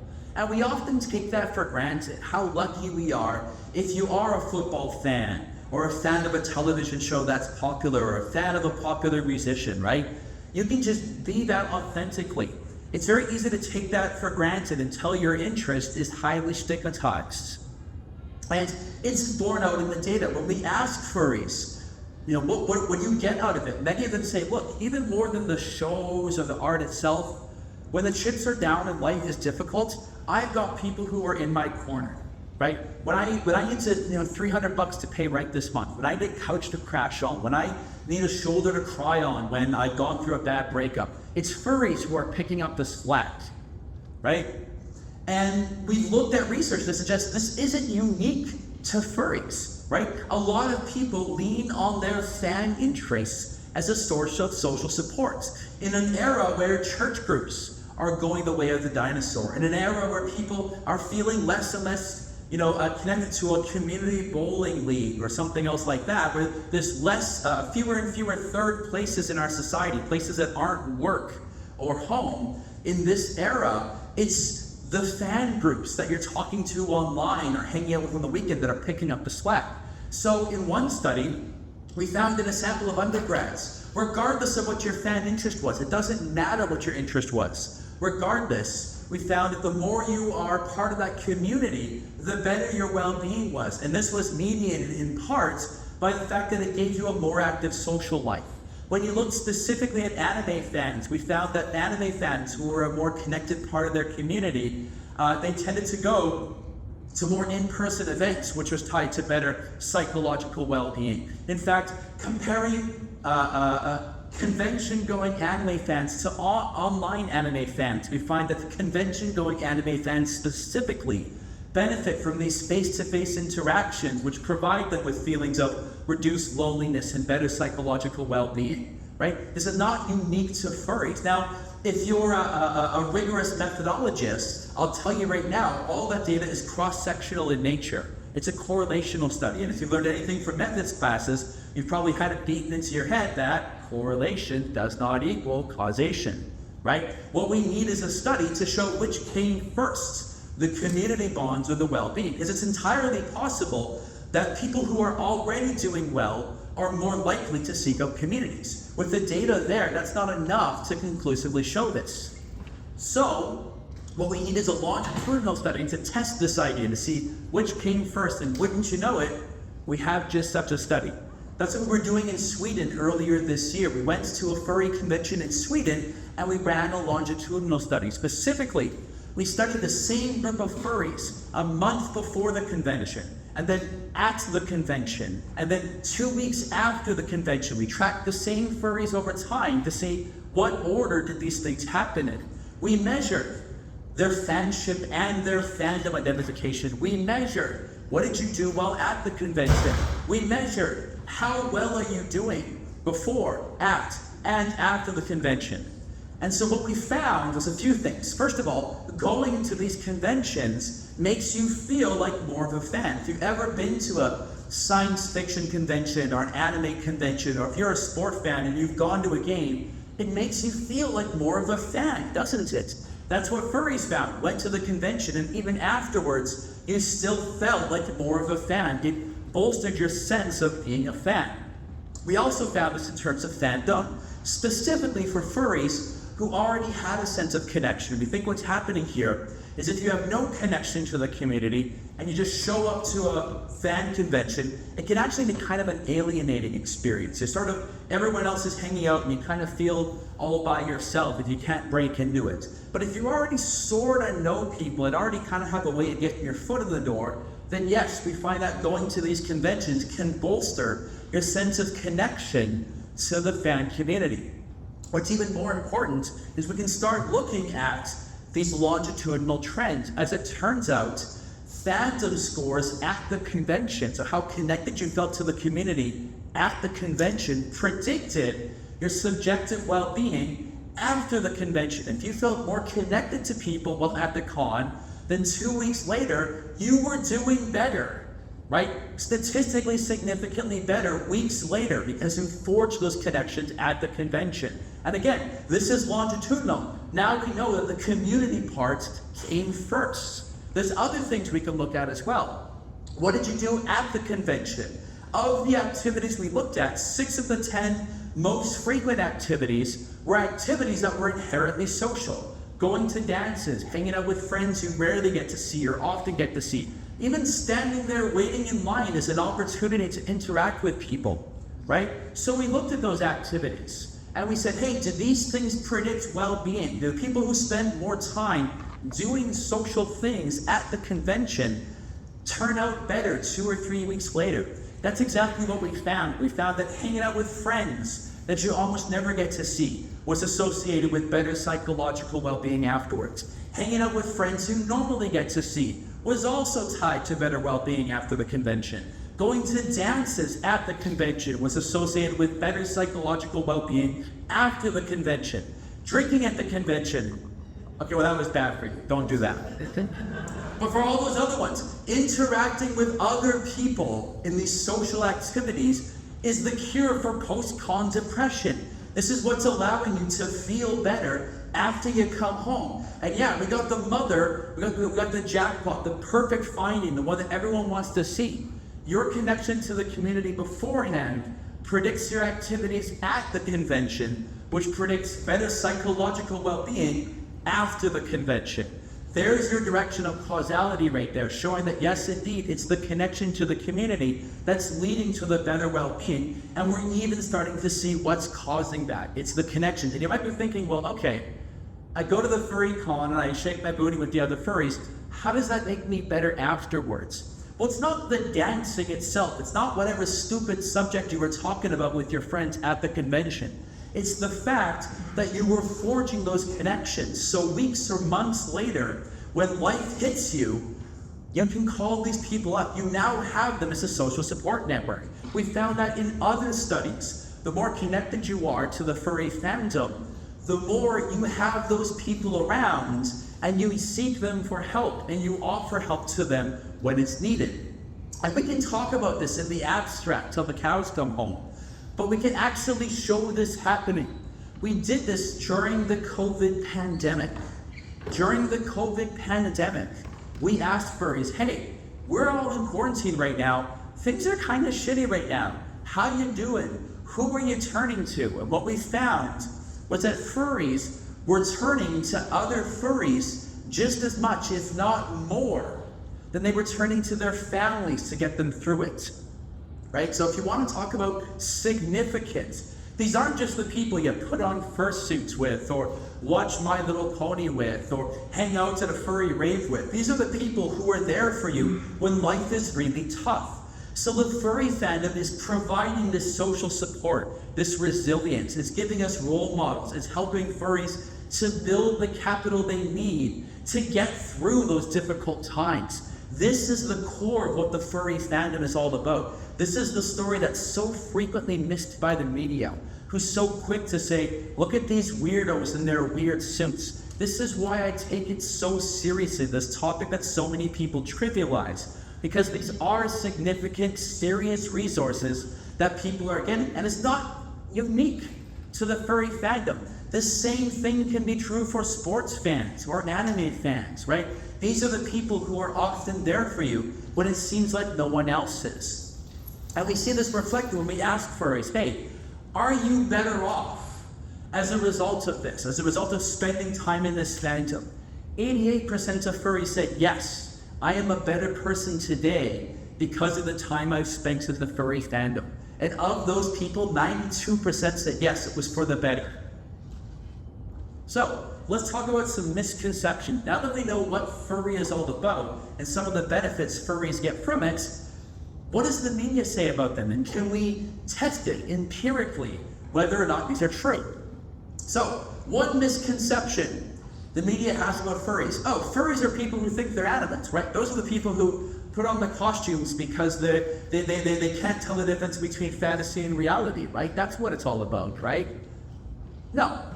First of all, it's worth noting that furries overwhelmingly have positive attitudes towards non-human animals. Furries think very fondly, very positively of animals, right? They care about the well-being of animals. Insofar as you humanize something, you bring it into the realm of moral consideration of humans, right? You care about it as though it were a human with human sentience. So that's one of the benefits we get from humanizing animals. However, it would be incorrect to say that furries think of themselves as animals. There is a term for people who think that they are something not entirely human. The term is therian, or otherkin. This is a person who feels not entirely human, right? Whether it's psychological, whether it's spiritual, they say there's something about me that's not entirely human, right? It can't entirely be explained by a human label, whether it's I'm the spirit of an animal trapped in a human body, or, I just don't feel entirely human, right? It would be accurate to say that anywhere from 4 to 17% of furries fall into this category. So some furries do think there's something not entirely human about them, but most furries do not. So it would be inaccurate to say that most furries have this experience. And on the flip side of things, most therians would not call themselves furries. They might be insulted by the implication that, oh, you're just a furry. None of those. Something much more deep and spiritual and significant to it. So you can think about it sort of like a Venn diagram, where there are some therians who are furries. Most furries are not therians. Most therians are not furries. And again, you might think to yourself, well, is this just like that pedantic hair splitting? We really care whether you're a non-furry therian or a furry therian? Does it really matter? Yes, depending on the question you're asking, it makes all the difference. For example, do you feel not entirely human? Ask a room full of non-therian furries that, and about 30% will say, I had a bit too much to drink last night, so okay, there's something not entirely human about me right now. But the vast majority will say, no, I'm a human, right? I put on the costume and I fool around, but at the end of the day, I'm a person, right? It's playing pretend, or it's an interest I have. I don't actually think I'm an animal. But you ask a therian, do you ever feel not entirely human? 86% of them say, yeah, there's something about me that's not 100% human. So it matters, right? This isn't just pedantic hair splitting. These are differences that make a difference. Precision in language is important, and nothing tips your hand and shows that you don't know what you're talking about than when you erroneously label therians as furries and vice versa. Okay, let's talk about the sex thing. The elephant in the room. Everyone wants to know about the sex thing, so let's just dive into it. Is furry a sex thing? So, I need to preface this with this piece of information right here. This is one of my favorite findings in all the research we've ever done. So, we asked anime fans, and My Little Pony fans, and furries. We said, hypothetically, we're not even asking you right now, but hypothetically, in a future survey, if we were to ask you questions about your kinks and your fetishes, would you tell us about it? Would you be honest on a 1 to 7 scale? What we found was that the anime fans and the bronies were like, straight up, bro, there's a bunch of shit I ain't telling you. Furries were like, yeah, what do you want to know? Furries will talk your ear off about this stuff. Furries are remarkably sex positive. And this matters because if you find that furries score higher on measures of kinks and fetishes, One explanation is that they're more kinky and more into fetishes, but another equally plausible explanation is they're just more honest about it, right? I teach a psychology of sex course. I can tell you that research overwhelmingly suggests that, yeah, people don't feel comfortable talking about their kinks and fetishes out in the open. So furries and their willingness to do so can give the impression that furries are uniquely kinky or into fetishes, when the data suggests that might not be the case. So take all of this with that grain of salt, with that piece of context. People, as a species, are remarkably kinky and wacky with their sexual interests, right? Furries are just honest about it. So, do furries look at porn? Yes, they do. In fact, a lot of non-furries also look at porn, as it turns out. Furries do not invent the concept of porn, and many of the people who look at furry-themed porn are not furries. The data from furries suggests that 59% of furries look at furry porn daily. And you might say, well, gosh, that sounds like a lot. Ask people how often they go on porn sites, and a lot of people will say porn is a regular part of their daily sexual activity, right? Not unique to the furry fandom. We also find that about 68% of furries say, I just look at furry content every day, right? A lot of these furry websites, when you go to the furry website, the front page is full of fan art and also porn. So many of them are just kind of caught in the blast zone while trying to look at furry art anyways, right? So, seeing furry porn isn't the same thing as actively seeking it out. So that's some context there.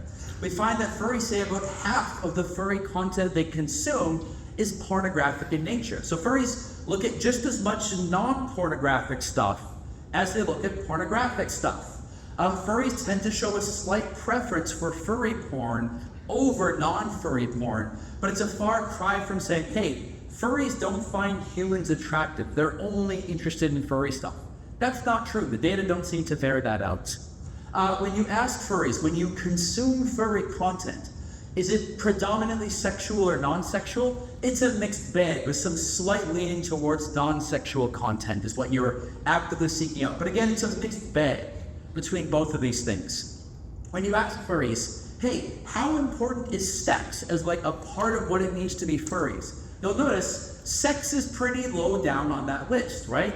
We already said that community and the content itself is what makes furries furry, right? The sex part might be there, but it's not a central or important or critical part of what it means to be furry, right? Now, let's mix it up a little bit. When you ask furry, is sex part of your interest in the fandom? Well, this data would seem to suggest yes. A lot of furries say sex and sexual attraction is a significant part of my interest. So you go, aha, caught him, busted furries, we gotcha, right? But this doesn't seem to jive with what we just talked about, right? I thought it was all about community and belongingness. So how can we reconcile this? Well, in a recent study, we asked about different facets of what it means to be furry. As it turns out, if you're talking just about furry art, what's the draw to furry art specifically?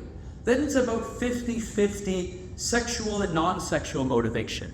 But if you're talking about any other aspect of what it means to be furry, it's overwhelmingly more likely to be sexual or social motivation over sexual motivation, right? So you have to distinguish, are we talking specifically about the act of looking at furry art, or are we talking about anything else in the furry fandom, right? Hanging out with other furries, going to furry conventions, talking to furries in forums, right?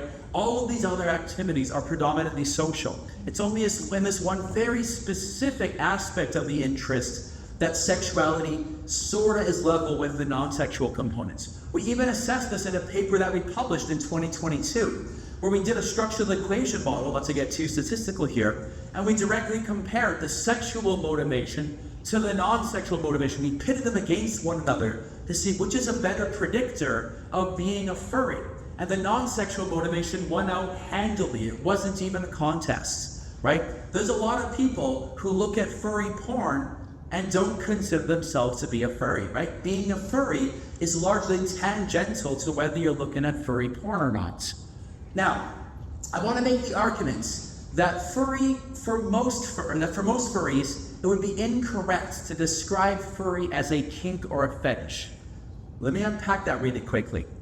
This is not intended to be kink shame. If furry is first and foremost a kink or a fetish for you, great. If everyone's consenting and no one's getting hurt, power to you, right? It's not sex negativity. You can absolutely like that. But I would say that for most furries, it would be inaccurate to characterize their interest as a fetish. I'm going to use an analogy here. Imagine if I were to define gamers as people who play video games and occasionally masturbate to video game themed porn, right? Gamers would be like, well, hold on a second. Why'd you add that extra part there? Like the whole bit of a, don't attach that to the definition, right? And I could say, aha, but wait, fellow gamer, could I not go on Google right now and find erotic pictures of Laura Croft? Checkmate, busted, gamers are people with a fetish, right? We recognize the silliness of that argument. The existence of porn related to that interest does not mean that people with that interest are motivated predominantly by a fetish or a kink. Pick your favorite interest and you'll see the absurdity of it, right? Hey, you're a fan of cars? Why is it when I go to the market and buy a car magazine, I see supermodels draped across the hood of the car? Do you perhaps have a car fetish? Hey, football fans, why is it when I go to a professional football game, I see scantily clad cheerleaders, perhaps hiding some kind of football fetish? It would be ridiculous in any other context, but for whatever reason, we use the existence of furry porn to paint all furries as being motivated predominantly by porn, right? By a fetish, right? Now, to be perfectly clear, furries are very open to kinks. Furries are very sex positive. Many furries say, hey, I found out some shit about myself by belonging to the furry fandom and having these discussions and discovering, wow, there's a lot of wacky stuff out of there that I didn't even know about until I talked to furries, right? Some of the most prominent kinks and fetishes in the furry fandom are things that are not unique to furry, right? This, by the way, does not mean 66% of furries have a BDSM kink. It's of people who have a kink in the furry fandom, 66% of them say that it's BDSM, right? BDSM is also the most common kink among non-furries. So again, take it with a grain of salt when you talk about furries as being uniquely kinky, right? Or having this unique fetish or kink or being motivated by it. It just doesn't bear out in the data. What we're describing here is not what you'd expect to see if it really truly were a kink or a fetish, right? I love this data as well. The short version of all of this is that when you ask furries to predict how kinky the average furry is, furries say, yeah, kinkies or furries, kinky bunch, wacky, kinky, fetishy bunch. How about you? Oh, not me. Right? Essentially, the story of furries is assuming that the average furry is way kinkier than they actually are, right? So this stereotype perpetuates. And again, for some furries, it's absolutely the case that they're here for the porn and for the sex. But it wouldn't be accurate to describe this as the bulk of furries, right? We don't do this for any other interest, but for whatever reason, furries are sufficiently different from that prototype of fan that it's believable that this could be explained by a kink or a fetish. So if there's a point to be made here, it's that kinks and fetishes are not unique to the furry fandom. Some of the earliest erotic fan fiction was all the way back in the 1960s when it was women who were fans of Star Trek, right? An erotic / fiction of Captain Kirk and Mr. Spock, right? That was decades before furries came onto the scene, so we didn't invent that shit, right? And if you want to say, well, okay, but sexualizing anthropomorphic animals, that's a furry thing. Nope. That shit was all the way back in the 1950s when Hugh Hefner was putting bunny ears and little tails on top of models, right? So even furries didn't invent that idea as well. It's not a defining feature of what it means to be furry. It doesn't tell you how furry someone is or is not. Again, this is not what you'd expect if furry were first and foremost a kink or a fetish. It's just not borne out in the data. All right, let's tackle another misconception. Furries are sexually motivated by attraction to animals. We have data on that. So, this is a 1 to 10 scale. How sexually attracted are you to these different categories? How sexually attracted are you to humans? Have furries lost all interest in mere mortal, boring human beings, right? On a 1 to 10 scale, nope. Furries pretty attracted to humans still. That hasn't gone away. Great. Furries, how sexually attracted are you to anthropomorphized animals, right? Given ears and a tail. Okay, furries really like bats. Let's call a spade, right? Furries absolutely like bats. Furries, are you sexually attracted to non-anthropomorphized animals, to a dog, a horse? Very different story, right? Categorically different. The data just don't bear out this idea that most furries are sexually attracted to non-human animals. That's just one piece of data we can go through, right? Here's another one. Furries on a 1 to 100 scale. How positively or negatively do you feel about these different categories of art, right? Furries love digital art. They love traditional art. They really hate AI art. Furries like erotic art. They like explicit art. They also like safe for work art, right? How do furries feel specifically about not safe for work art featuring non-human animals? Right? Fairly negative, right? So again, not all furries, but the vast majority of furries tend to have a fairly negative stance toward the idea of sexualizing real animals. And again, another piece of evidence. How comfortable are you with each of these different types of relationships? Relationships between straight people, gay people, monogamous people, online, right? One category stands out from the rest. Furries are overwhelmingly opposed to the idea of romantic or sexual relationships between humans and non-human animals, right? And this happens a lot, right?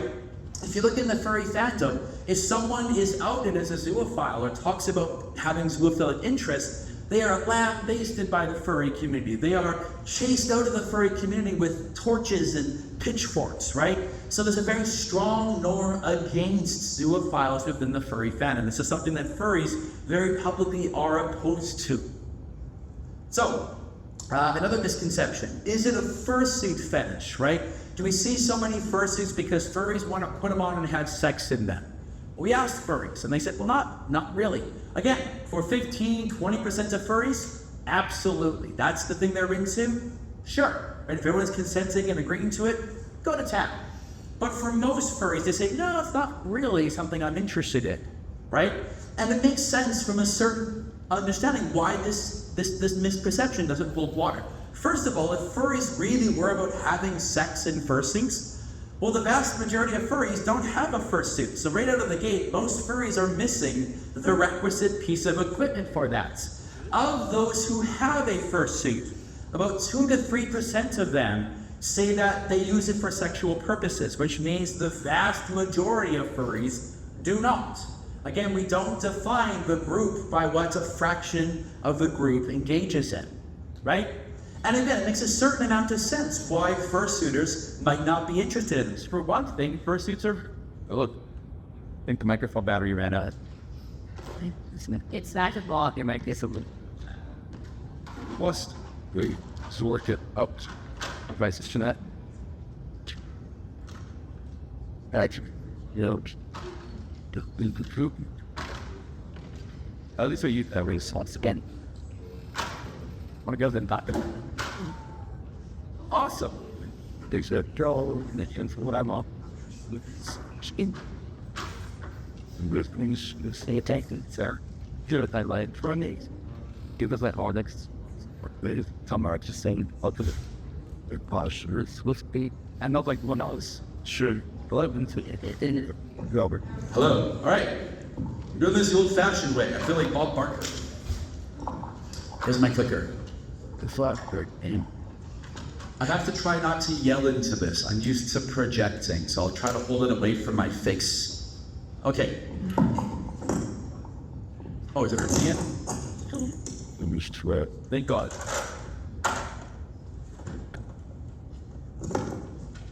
Sorry about that. This talk is so long I burned through the batteries in a microphone. That's awesome. Yeah, let's go. The batteries died before I did. Okay.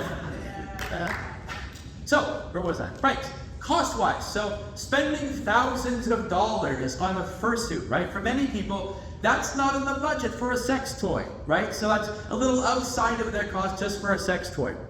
But also, if you've never worn a fursuit before, trying to explain the experience of fursuiting is really difficult. It's like wearing your sofa, right?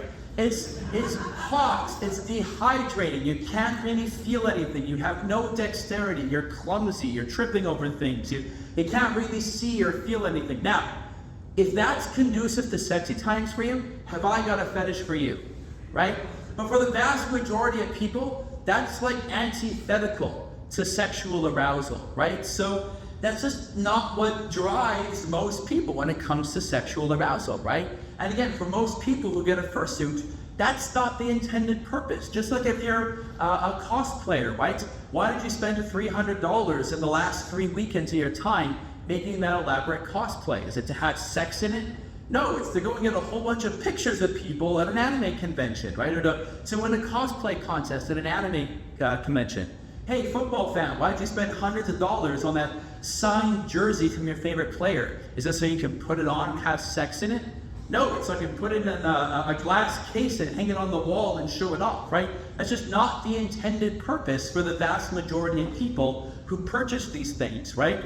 It's intended for self-expression or for being something different in public. For some folks, yes, absolutely it's a sexual thing, but not for the bulk of furries. Again, the data just don't bear that out. It's not accurate to describe this being the case. So, speed round. Let's tackle a couple of misconceptions in rapid succession here. Is this delusion? Is this escapism? Are furries unable to tell the difference between the furry world and the real world? No. Our data suggests that furries are very much in touch with reality. Furries, at the end of the day, know that on Monday morning they're going back to work, right? So their human lives is a human work. They don't blur the lines between fantasy and reality. They don't lose touch and think that what's on VR chat is the real world. Litter boxes. Let's tackle the litter box myth. So for those of you who don't know, for the last year, perhaps 2 years, there's been this story going around in the media that, hey, in some elementary schools, there are litter boxes found in those classrooms. And you know what they're using the litter boxes for, the story goes? Some kid was demanding to be treated by a cat and be allowed to shit in the litter box. That's what the story says. And wouldn't you know it, when you try to track down this story, no one can ever find this elusive kid. You'd think they'd be easier to find, wouldn't they? Right? And yet it's always a friend of a friend knows someone who knows a teacher at the school who claims this happened, but no one can actually seem to track it down. In fact, the best that we've been able to track down, that it came from a radio talk show years ago about a person who had a friend of a friend who worked at a convention center, who thinks they saw a litter box somewhere at the convention. That's where this all started. And you'll forgive me if I'm loath to take the friend of a friend of a friend as a reputable source of information, right? And the reality is, there are litter boxes in schools, and there's a much more tragic reason for these litter boxes in schools.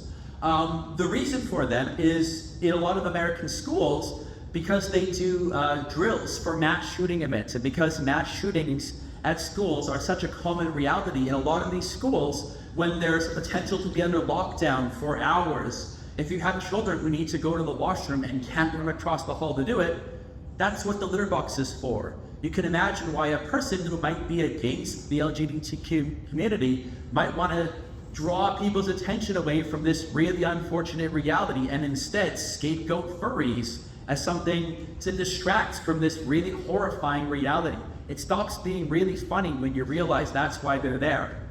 Are furries grooming young people? Hey, those fursuits are really appealing to little kids because they're like cartoon characters. So is this like some weird grooming thing where you're trying to get kids into your interest? To which my response is like, what? Like, so by having an awesome hobby, that makes you a groomer? Like, imagine if you were to say to football fans, I can't help but notice that football's a pretty fun game. I wonder if you're trying to lure children into your insidious football porn cult thing, right? By making it so appealing to children, right? Are football and baseball leagues after school some insidious plots to lure and groom children? Like, don't be ridiculous. Again, we wouldn't tolerate this with any other fan interest, but furry is just deviant enough, just non-prototypical enough that people will believe these sorts of stories, right?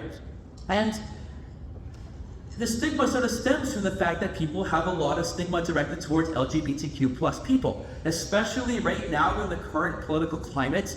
It's kind of difficult to be an LGBTQ plus person. A lot of these folks say that the furry fandom is their escapism from a lot of the shittiness they have to deal with in their day-to-day life. They treat the furry fandom in many ways like an LGBTQ plus alliance. Again, it helps them to find allies. It gives them a source of social support. They identify more strongly with their personas, especially if you're transgender. And this is a way to sort of test the waters and figure out aspects of your identity, right? These are people who feel a lot more anxiety in their day-to-day life, and the furry fandom provides them with security and stability and an outlet for things that they otherwise have to keep really close to chest in their day-to-day life. Again, we live in a society where politicians, national politicians, are given serious airtime to talk about the need to ban furries from school. Are you fucking kidding me? Right? This is the best you can do. Banning furries from schools, right? And that's different than this with any other interest, right? Oh, football fans, we gotta ban those from schools. Anime fans, sorry, that's a little bit too weird. Gotta ban that from schools, right? And again, this is to protect the children. And yet, look at the language they use, right? Oh, you got a furry student in our class, right? Their parents aren't coming to pick them up. Well, send animal control to pick them up. Yeah, to protect the kids. That's something that's said truly to protect children, right? The reality is there's a tremendous amount of stigma directed towards furries. They're an acceptable punching bag for society to take on, right? They're just deviant enough for the general population that people get kicked out of picking on them, and they don't take too much flack for it. You can't make fun of the queers publicly, but hey, furries are just weird enough that you can still do that, right? And it has consequences for those who are targeted, right? This isn't just making fun of people harmlessly, right? First of all, it's academically dishonest. The data just don't bear out any of this stuff.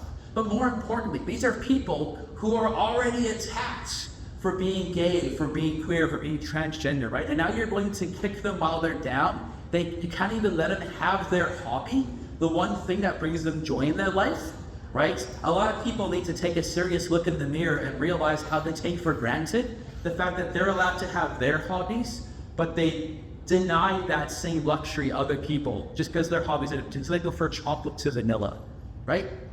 So implications, future directions, implications of this work. Why would anyone want to take this work seriously? Well, you may not care very much about furries. You can be forgiven for not caring about this if you're not a furry. But this has broader implications for other fan interests. Everything we've learned about furries can also apply to anime fans, sports fans, right? Again, whatever your hobby is, we can learn something about that by studying furries, right? The difference between lurkers versus participators, people who silently engage in the fan interest from home versus those who go out to the convention, who go out to the sporting events, right? What are the differences in the benefits they get? What are the differences for post-con depression, whether you've gone to a science fiction convention or an anime convention or a sporting event, right? Coming back to work on Monday kind of fucking sucks. Right? We call that post-con depression. As it turns out, we're starting to see that, hey, if you can forge connections while at those fan events, it buffers you against the post-con depression. So what can you do if you're running one of these events to help facilitate these kinds of interactions and help people go home on Monday feeling better afterwards? Future studies, looking up at post-con, not just weeks afterwards, but months afterwards, years afterwards. Can we see the tangible benefits long-term to having people who are there for you, right? People you met at the convention years later may well be the people who get you through that next mental health crisis that you have. We've given talks like this to social workers, to furry clinicians. Just a few months ago, I was giving a talk like this to a group of clinical psychologists, right? Who were saying, hey, in the future, if I ever get a furry client, what should I do? And we told them things to keep in mind. If you got a furry client, they're also, statistically speaking, likely to be LGBTQ+. Keep that in mind. They're likely nerds, they're likely geeks, they're likely tech savvy, right? These are things to keep in mind. Keep in mind that these are people who probably have a history of being bullied or picked on, who may often struggle to find acceptance in their life.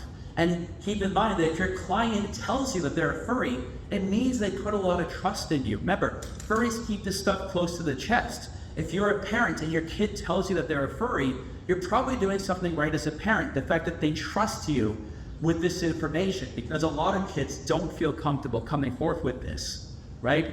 So keep this in mind if you're a clinician. They put a lot of trust in you. Don't screw that up.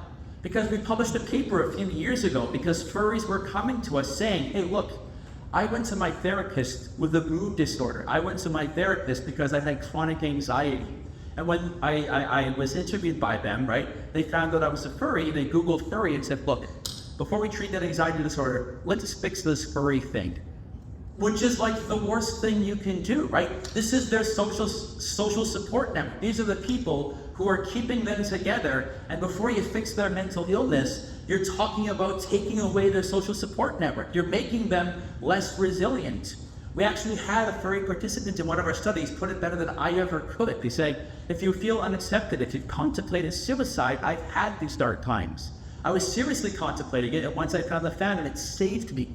I want people to know that it may seem weird, but there's always someone to help and accept you here. This is why, as a clinician, you should not try to cure the furry or fix the furry, right? This is their social support network, right? Recognize it for what it is. Treat it the way you would treat any other fan interest, right? If they came in and said, I'm a football fan, you wouldn't say, well, let's put the depression on hold for a second, and let's deal with this obsession you have with running an inflated pigskin down the field. That seems to take precedence, right? Don't do this. We encourage clinicians to try to find some kind of common ground with your client, right? Again, you're probably not a furry yourself if you're a clinician here, but maybe you've got other nerdy interests, right? Help them to recognize, hey, I get it, right? It's a fandom just like any other fandom. You don't have to hide anything from me. Hey, look, I'm into weird fandoms too, right? If you're a Doctor Who fan, if you're a Star Trek fan, right? Having little trinkets of that around your office can help put a furry at ease and say, okay, they get it, right? They understand what it's like to be a fan of something, right? Also, don't push the issue if they don't want you to, right? Some clinicians might get really excited, oh, you're one of those furries. Okay, let's not talk about depression. Tell me all about your persona, right? Dog, I'm here to talk about my mood disorder, right? Like I don't want to talk about, Fuzzy the cat, right? Engage authentically, right? Furries get along with other geeks. There's a reason why so many furries are anime fans and gamers and computing scientists, right? The more you can embrace in culture, the better you're going to get along with your furry clients. And also, if the concern is that the parent has found out about their gay son or daughter and they have concerns about it, keep in mind that oftentimes this may reflect a broader concern, not with being furries, but maybe they have a problem with LGBTQ+ people, and if that's the case, that's probably where you should start looking first, if there's anything that needs to be changed. So I guess if there's a message to take home from this, it's to remember that at the end of the day, right, fan interests are fan interests are fan interests. If you can understand what makes a football fan, or a science fiction fan, you can probably intuitively understand the psychology of a furry. And I guess just before I wrap it up here, I want to say thank you so much for taking the time to be here, because my God, it's late at night in the middle of the week. We're in the middle of midterm season. You guys have other things you could be doing than listen to a dork talk about his research on furries. If you like this stuff, Furscience.com is where you can check out all of this research. It's where you can download our book for free. You can also find my contact information there if you want to get a copy of these slides for yourself. You can also contact the Furries through my campus, and they will also have access to the slides as well. I also want to make a big shout out to the Canadian government. Taxpayer dollars will not work here funding this research. I left enough time here for some Q&A, but I really appreciate you guys being here with me today. Thank you so very much.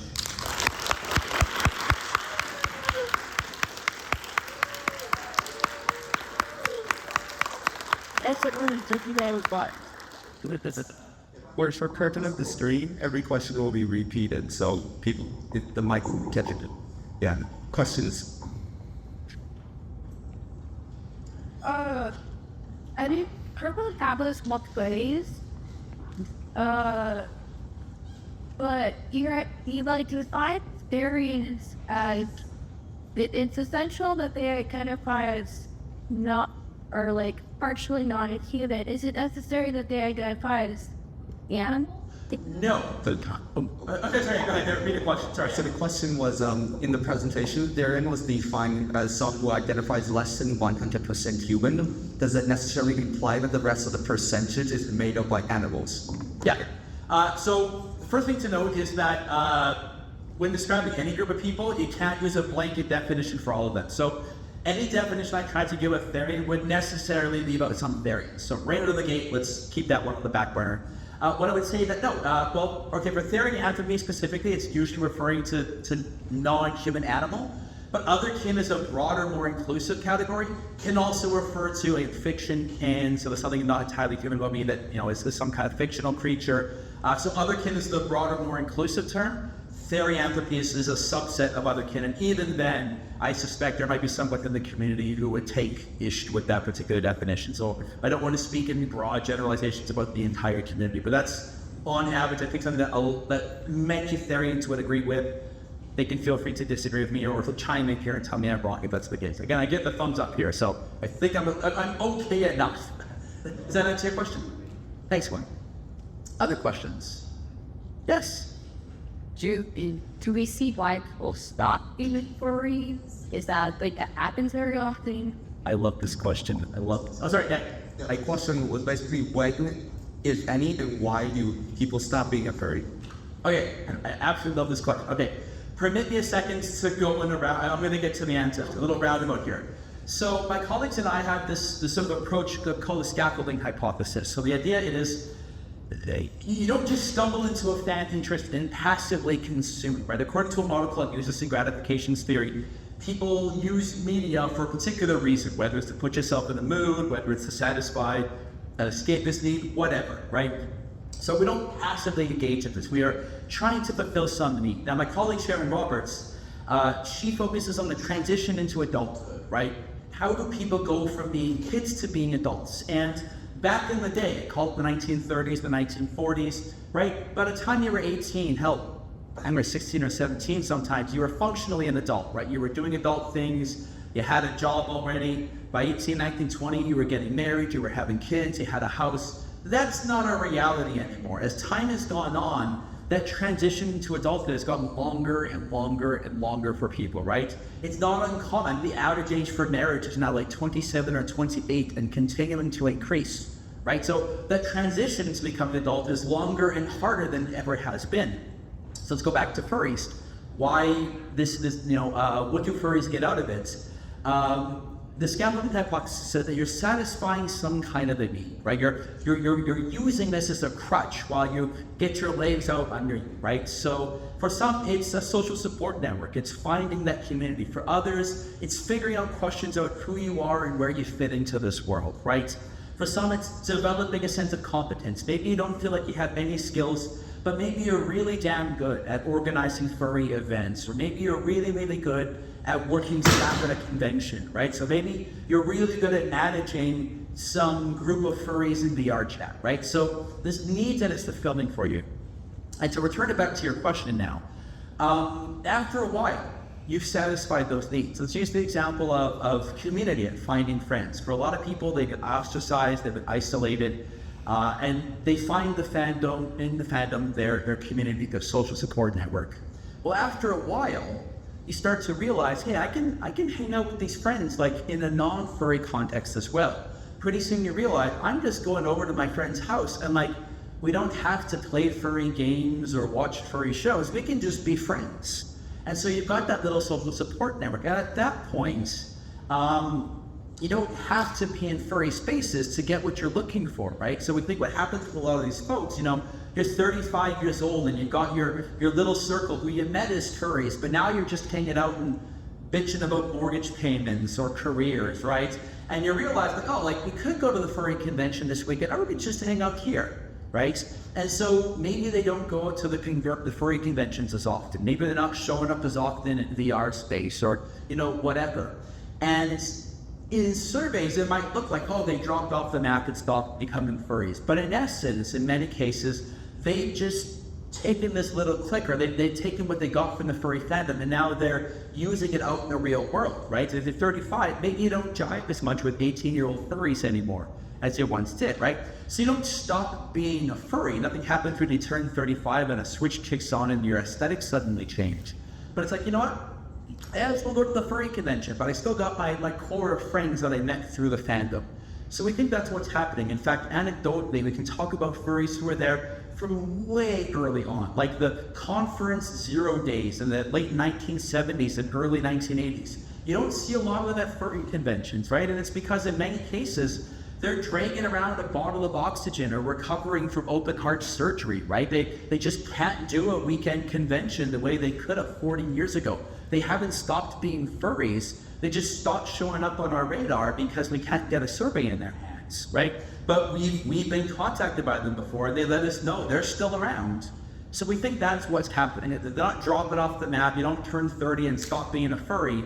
It's just you may not show up as often in places where you expect to find furries. Does that answer your question? Yeah. I love the question. Thank you so much I love getting to give that answer. Thank you.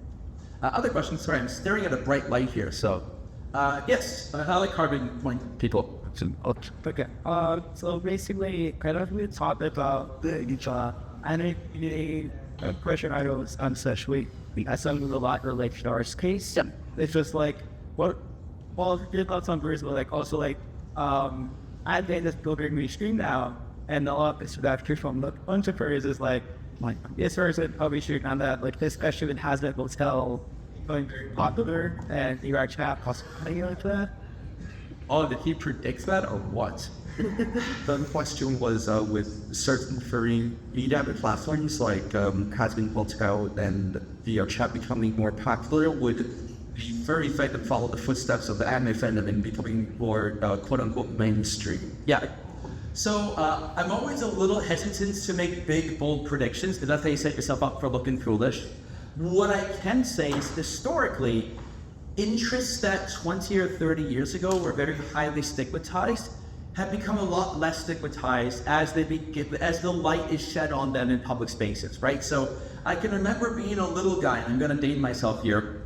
I can remember being very young, being in like grade 5 or grade 6, and getting beat up for liking Lord of the Rings, right? I read Lord of the Rings as a kid. What a dork, what a nerd, I got beat up for that, right? Nowadays, they made a whole bunch of movies, and I was like aghast. I'm like, oh, come on, right? Because nowadays, for years, it was cool to be a Lord of the Rings fan. Like, really? Ditto for Star Trek fans, right? Again, I grew up loving Star Trek, and no one liked it, and I was a dork and a geek for liking it. And then, J.J. Abrams puts out these popular Star Trek movies, and suddenly it's totally cool. Marvel films, right? Any comic book fans who were picked on as a kid grew up to realize that it's a multi-billion-dollar cinematic universe that people can go out and see. So as these things get the light of day, they sort of, remember I said it's about prototypicality of the interest, and as it strays from prototypicality, people assume deviance. As it becomes more talked about, as it becomes more normal, it becomes more and more part of that prototype, part of the accepted window of possible fan interest, right? So I think as shows like Hazbin Hotel, as movies like Zootopia become more and more prominent, as the average person has more touch points, more common points of connection. Oh, I get that, furries. I see why a furry might like that. It becomes less and less surprising that this is an interest people have, and starts to make its way into being more mundane, more common. You see it more in social media, right? On TikTok, on YouTube. It's so easy today for people to find furries, where even 20 years ago or 30 years ago, you had to kind of fall into it. A lot of older furries will say, look, I stumbled into it. I wasn't looking for it. And like one stray piece of fan art somewhere led me down a rabbit hole. So I think with all of this mainstreaming, it takes away some of the stigma from it. And this is debatable. So what I have here on the screen is debate from the furry fandom over whether or not this is a good thing. And I can't say for sure. Furries will debate, and some of them say, hey, look, as it becomes more mainstream, some of the stigma is taken away. It becomes less and less difficult for a person to openly like being furry, and that's a good thing. On the flip side, there's also furries who say, look, the concern becomes that furry has always been a little countercultural. Furry has always been a little outside the norm. And if it becomes more normalized, if it becomes more corporatized, you lose some of the rebelliousness, some of the punk, some of the core, the freakiness that makes furry what it is. And so there's a debate. And again, whether this is good or not, it's not a scientific question. At the end of the day, it's opinion. So my opinion is no more valid than anyone else's on whether it's a good thing or not. But it is something that's debated in the furry fandom. I'm not sure if that fully answers your question or not. Yeah, it's a fantastic question. Thank you. That's true. So first of all, I was actually at an investigation exam. Why would you come to a second time? God. I appreciate it. Oh my God, my jokes get stale after you've heard them a couple of times. I appreciate it though. Well, yeah, I was gonna say that observation was does this one good sense. Nailed it. Well, my question is does the income happening of that come out for each rat them or there something to say the program? So the question was whether or not the furry's income affects how they interact with the furry fandom.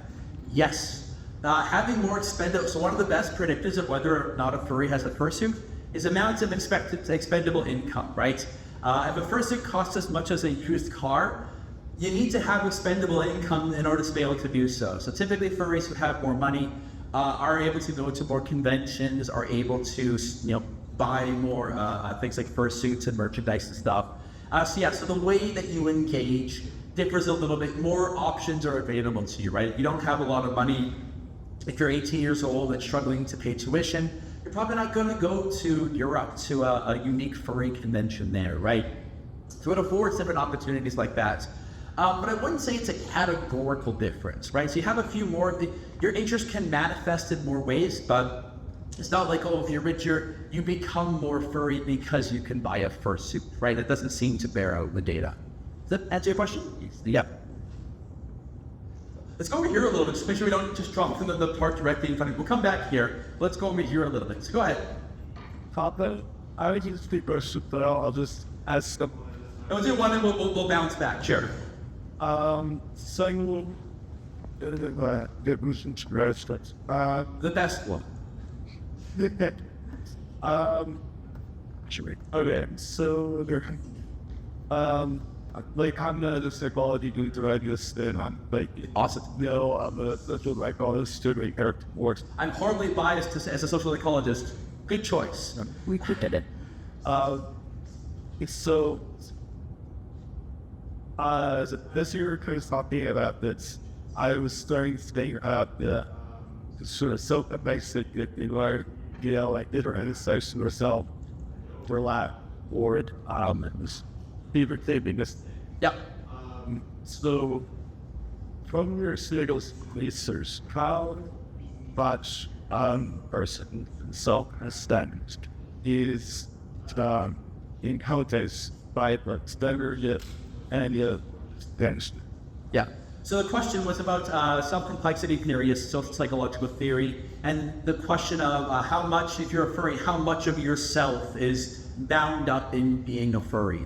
So first of all, rather prophetic because as it turns out, after 14 years of research, just in the last year, we started putting items about self-complexity theory on our most recent survey. So you're thinking pretty much in the same wavelength that only Stephen Rayson and I are right now.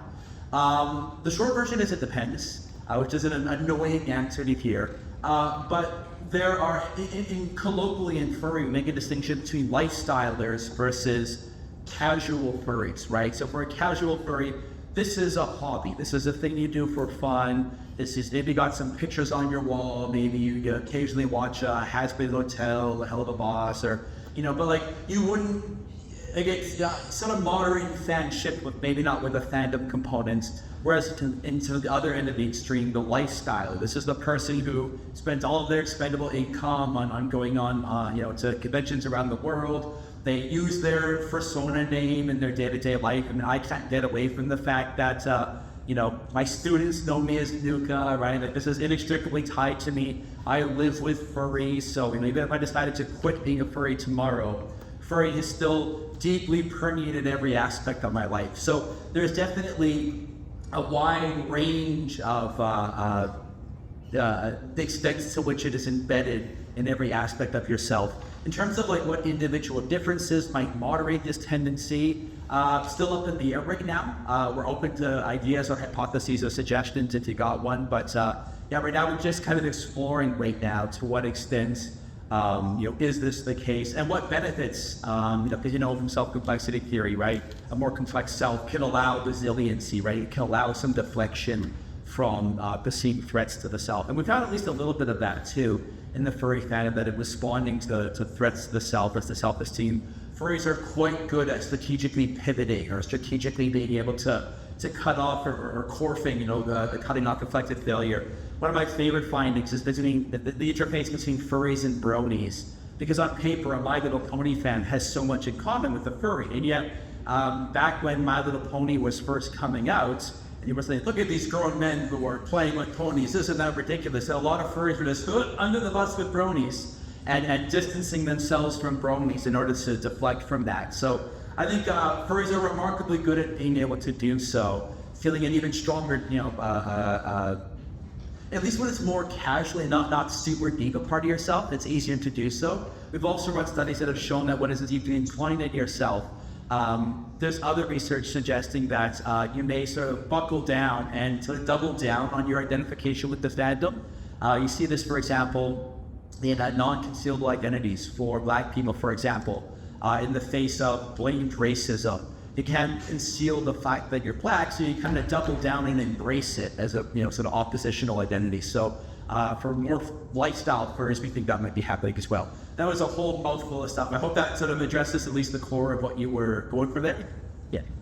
And we can come back later on if there's time for that. Yeah. Good question. Yes. Do we see furries more common in certain places? Or is there a population outreach in certain parts? So we see furries more common in certain places. Short answer is urban areas. So you need sort of a critical mass of furries begets more furries. I think actually Berkeley is a really good example of that. As soon as you have a club of furries form, it's a lot easier for furries or people who might be interested in furry to sort of fall into it, right? But until that critical mass forms in an area, it's a little bit tougher. In urban areas, you're much more likely to have that little kernel of a club start up. Places where there are conventions, right?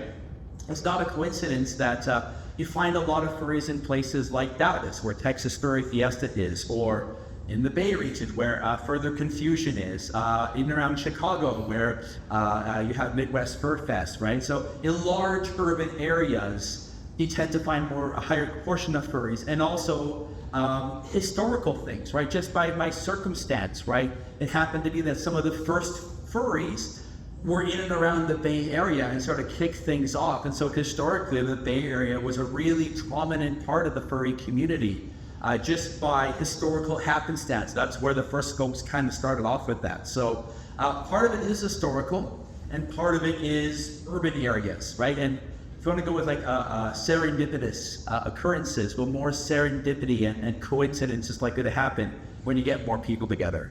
So, hope that answers your question. Yeah, back there. So, to what degree do you think that like being a furry is like something that's subconscious? Like, if you were to ask me if I was a furry, I'd probably tell you no. But like, is it possible like I'm in deep denial? So, is it possible to be a furry in denial, right? Can a furry be subconscious? So, that's a fantastic question. I love it because we've had these debates, and the answer that I give will be hugely contingent on the field that I'm in. So, as a social psychologist, I consider furry to be predominantly a label, a social identity. So, to myself, the answer I would give would be, you can't be a furry unless you use the label. That would be like me saying, are you an enjoyer of Hawaiian pizza, right? I can't tell you that, right? I might see you eating Hawaiian pizza and say, there's a Hawaiian pizza lover there, right? I don't know that you weren't eating it on a bed, right? So it's ultimately, at least from a social psychological perspective, it's largely an identity you adopt for yourself, right? So that, according to that perspective, you'd say, well, if you don't embrace it, if it's not part of how you see yourself, if it's not a label you use to describe yourself, then no, you couldn't be one. Others, if you were to take sort of a media perspective, you might say, well, no, if you define a furry as a person who consumes this type of media, then sure, there's a lot of people who like Hell of a Boss, Has Been Hotel, Zootopia, who would be lovers of furry media, and by that definition would be a furry without knowing it. So it really depends on which theoretical perspective you're taking. Again, the answer to that isn't the scientific question so much as a, which definition of furry is the one that you use. So yeah, it's not a precise answer. I can't give you maybe as an objectively correct answer as you might be hoping, but that's the best I can do. So, Peter? Yeah. Yes. Okay, so kind of like actually like so third like and so on. So I mean I don't I see mentions that we're a lot of furries. Communities have realized I just take space for them. Yeah. And then like being secure that you send the school rights and you also want furries or furries so what the kind of to be what we're proud or each were basic and with this really ads or their province.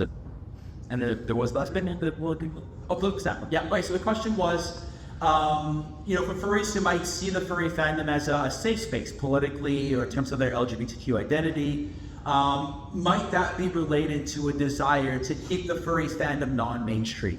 I love the question, and I don't think we've ever explicitly tested that. I'm now going to go home and test it because I think we have all the questions within one survey to test that.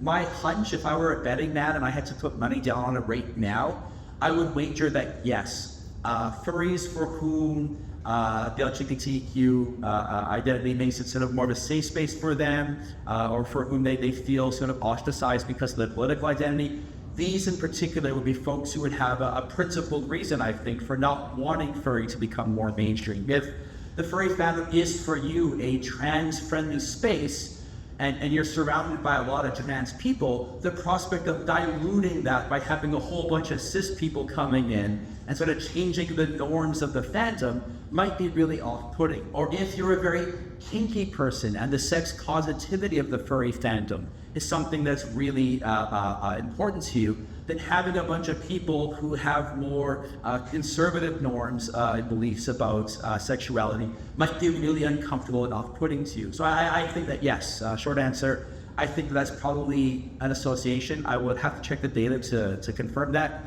But again, if I were a betting man, I'd put $50 on that. Split it in. I like to go back over here. So anyone over here, the settler room? Yes. I noticed a lot of the data was split between online responses and at convention responses. Try to speak up just a little bit. Sorry. I noticed a lot of the data was split between online responses and at convention responses. Is there like a significant difference between those two populations? And also as a second part to that question, of the people that do online responses, are those also mostly people that do regularly attend conventions? So the question was, it's essentially, because we make distinctions between convention-going furries and online-going furries, are there significant differences between those populations? And among those who we recruit at conventions, are these people who regularly go to conventions, or is this more of like a one-off thing? I think that's what you were asking, right? Yes. Yeah, okay. So the first part of that, we more as a matter of just sort of making sure we control for a possible confound. We always like to keep in mind where the bulk of our sample comes from. In the early days when we first started doing research, we predominantly recruited just in person at conventions. So we go around to a couple of conventions every year and recruit in person. We started branching out and doing more online surveys as well. And some of our early research suggests there are some differences. Convention-going furries tend to be a little older, about a year or two older on average. I don't remember who had asked the question earlier about having spendable income. I think it was somehow. Oh yeah, you had asked about that, right? Yeah. So consistent with what you were saying there, convention-going furries tend to make a little bit more money. They tend to be more established in their career. So it's sort of a proxy for things like being older, being more established in your career, having more spendable income. So it sort of functions as a control for those sorts of things by proxy. Other than those, we haven't found the dramatic differences. We find that in part being a little bit older and a convention-going furry tends to be associated with being higher in fanship and fandom than online furs. But again, these are fairly small differences, but they're worth keeping in mind. In terms of the question, when we recruit people at conventions, is it like a one-time thing, or at least people who regularly go to conventions? It's a bit of both. We actually used to ask, hey, is this your first convention? How many conventions have you gone to? And we often find is that, God, I wish I knew the numbers a little better. I would wager off the top of my head about a third of the sample say, this is my first convention. And then the other 2/3 say, I've been to at least a few of these conventions before. So we get a pretty good mix of people who are, again, that's usually associated with age. If you're 18 years old, it's much more likely this is your first convention than your 20th convention. Yeah, I think that covers most of that. Did I address the question there?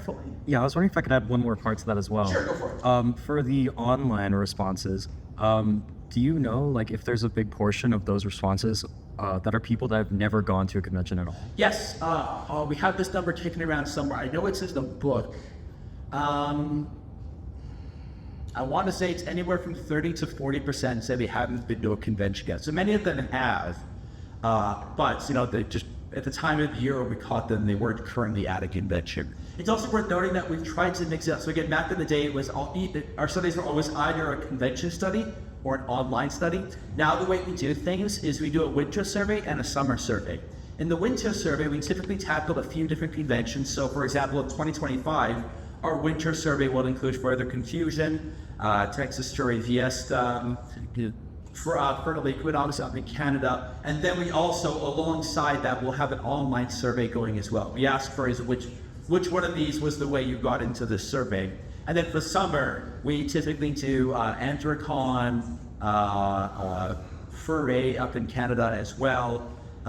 We try to do whenever possible Furality. We like to make that a more regular thing as well. And then we're also doing Euroferns this year as well. So we typically try to get a few conventions and an online sample, and we kind of congregate the data and use it as like a predictive variable or a control variable that people are interested in. We try to wrap them up and bundle them. So, did that answer your question? I get on the mic. Yes. Okay. Thank you. Yeah. Other questions?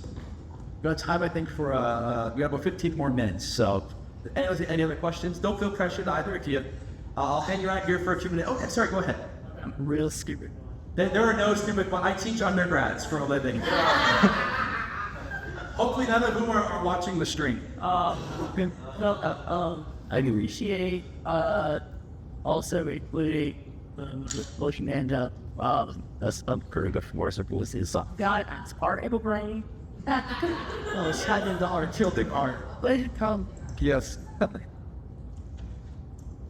Yeah, that's pretty wake up. You can tell I'm a brony because my laptop doesn't work. Oh, that's over. What's that? Oh yeah, okay. Yeah.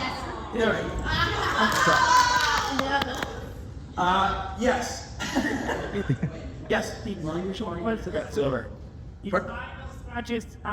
What is final scratched icon? Oh, which is vinyl scraps and eye colors. You're looking to see if I say red or magenta? Yeah. I'm gonna go with magenta, but I know this is highly contested. The only reason I go with that is because I'm colorblind and I can't see red. So I want to believe it's magenta. But I also realize this was a very contentious issue in the Furry Fandom. Do you have a stance on that, magenta or red? I just believe that he does. She works the glass packs. Better answer than my own answer. I love it. So the question for the stream was, what color are vinyl scratches' eyes? Yeah. Sure. Yes. Thanks. Oh, you to the connection. How do we do convention research? And also, it happens when we participate. How do we participate? Good question. Okay, so how do we do convention-based research? So all the way back in the day, my colleague, Dr. Kathleen Gerbat, as I should point out, I'm the only furry on the research team. All my other colleagues are not. This is really important because people say, aren't you horribly biased being a furry? And that would be true, except that all my other colleagues are not furry. So if I was just doing furry propaganda, they would call me on it. Also, we go through a peer review process whenever we publish. So if I was just puffing on the Furry Fandom, every other social scientist who reviewed our papers would also call us on it. So that's important. But anyways, back in the day, my colleague Dr. Kathleen Gervasi, an anthrozoologist. So she studies human-animal interactions, pets, service animals, That's what she does. Not a furry. Knew nothing about furries. And so she was moderator in like an anthrozoology researcher forum. And someone said, what about furries? She said, what the hell is a furry? And so she went to the psychological literature and found nothing had ever been done on furries. This was circa like 2006.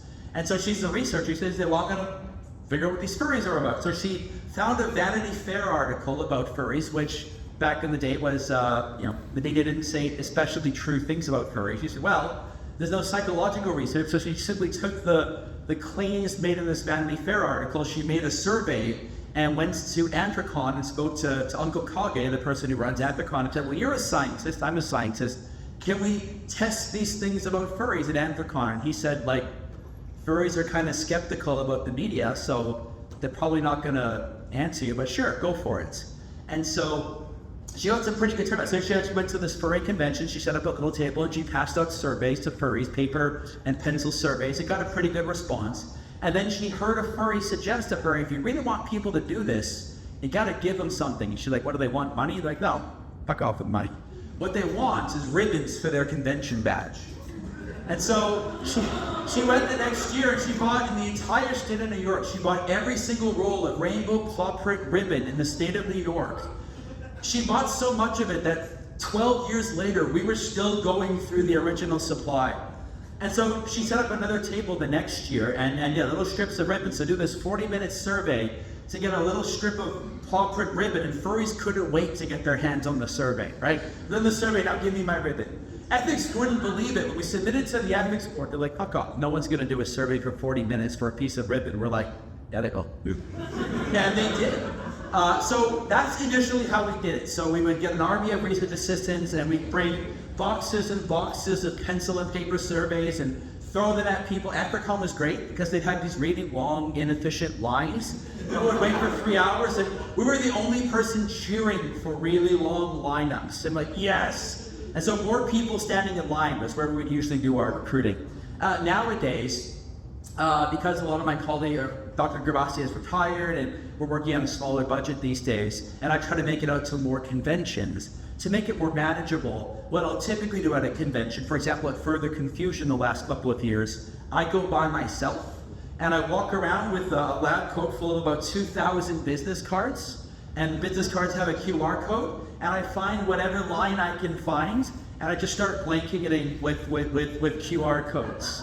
So that's the way we tend to do it nowadays. You can do it without having to, you save trees by not having to print out 2,000 surveys. Also, furries' handwriting is absolute shit. And it was my job to come back with 1,000 surveys, scan them all, and then try to read what furries were saying while standing in line, writing on the back of their friends' fursuits to fill. I had to figure out what the heck they were trying to say. So this is much easier for everyone involved. So that's how we tend to do it today. It's the long roundabout story. That's your question. Yeah. Hey. Yes. So my question is, does I feel like the online space, but I want to know like the VR chat is the aspect, and it knows huge aspect of people who are furries, and what's the direction world is to like get out this social bubble, like be more socially expressive as like server here. Yeah, so about a year ago we did our first survey in Furality. So the Furality folks actually reached out to us and said, hey, you guys are missing a huge chunk of furries. And I'm an old fart, and I'm like, what is this furry VR thing, VR chat? I don't know what this is. I never heard of it, so it can't really be a thing to trust us. So I did, and turns out 1/3 of furries use VR chat. So that was a blind spot for me. So we tried to make a point of asking about it and looking into it. I've even gotten onto it a little bit. I have, I'm a protogen in VR chat, despite my being a cat. Of course, I'm a protogen. Just wear a shirt for like links. Anyway, so in this VR space, we found that there's not a lot of differences between VR chat users and non-VR chat users. They tend to be a little younger. Protogens tend to be a little more common among them. Our initial hypothesis was, these are furries who are just getting their feet wet. Maybe they're coming into the fandom for the first time, so they're not going to be as furry. We were largely mistaken in that. The data seems to suggest this has often been a trend. We saw this with the bronies, where there was a lot of bronies in the furry fandom, and the perception among people at the time was, these bronies are coming into the fandom and ruining it, right? And in reality, when we started it, we're like, oh, the call was coming from inside the house, right? As it turns out, it was furries who've been around for a while who were bronies. Ditto for VR chat. Certainly for some furries, it was, especially during the pandemic, they couldn't make it out to a convention because they weren't a thing at the time. So that was, for many of them, for the first year or two, that was how they engaged.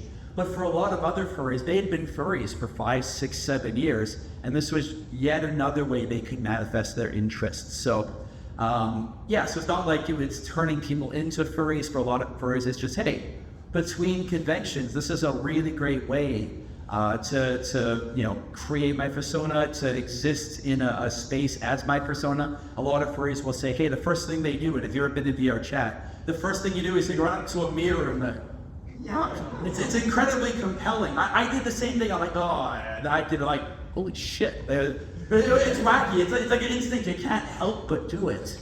But also, this is not new. Second Life, 10, 12 years ago, Second Life was also heavily populated by furries. And a lot of furries have the same thing where, maybe I can't afford a fursuit, or practically speaking, I don't want a fursuit. But Second Life, I can exist in the world as my character and be seen and interact with others as that. So there's a lot of sort of reasons for it. Get that what you were asking about there, or? Just people see it as a way to socialize. Yeah. And so furries have largely existed in online spaces in one form or another. Again, unless you live in a really urban place where there's already a very active furry community, this might be the only way you get to interact with furries outside of the occasional convention once or twice a year. Back in yesteryear, it was Furry Muck, or it was, when I was growing up, it was furry forums, right? You go online with furry forums and interact in furry forums. VR chat has sort of subsumed that and become, the online gathering space. But again, it is taking up a lot of the same functions as these other online manifestations of furry interest from previous years. So, it's for many furries, this is the predominant way they interact with other furries. Yeah, I mean.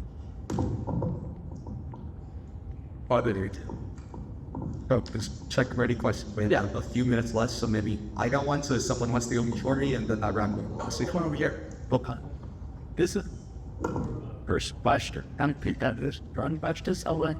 My stream, it's just like for your first year, you should do it. It's always dangerous. So the question is, what are my personal media recommendations? So, I'm always worried because people think, oh, he's a scientist, therefore his opinion is more valid. I'm a trash furry. For full disclosure, my persona, like name and character, was shamelessly stolen from a webcomic when I was 13 years old. Which is like a no-no, right? I was an aging 13-year-old, right?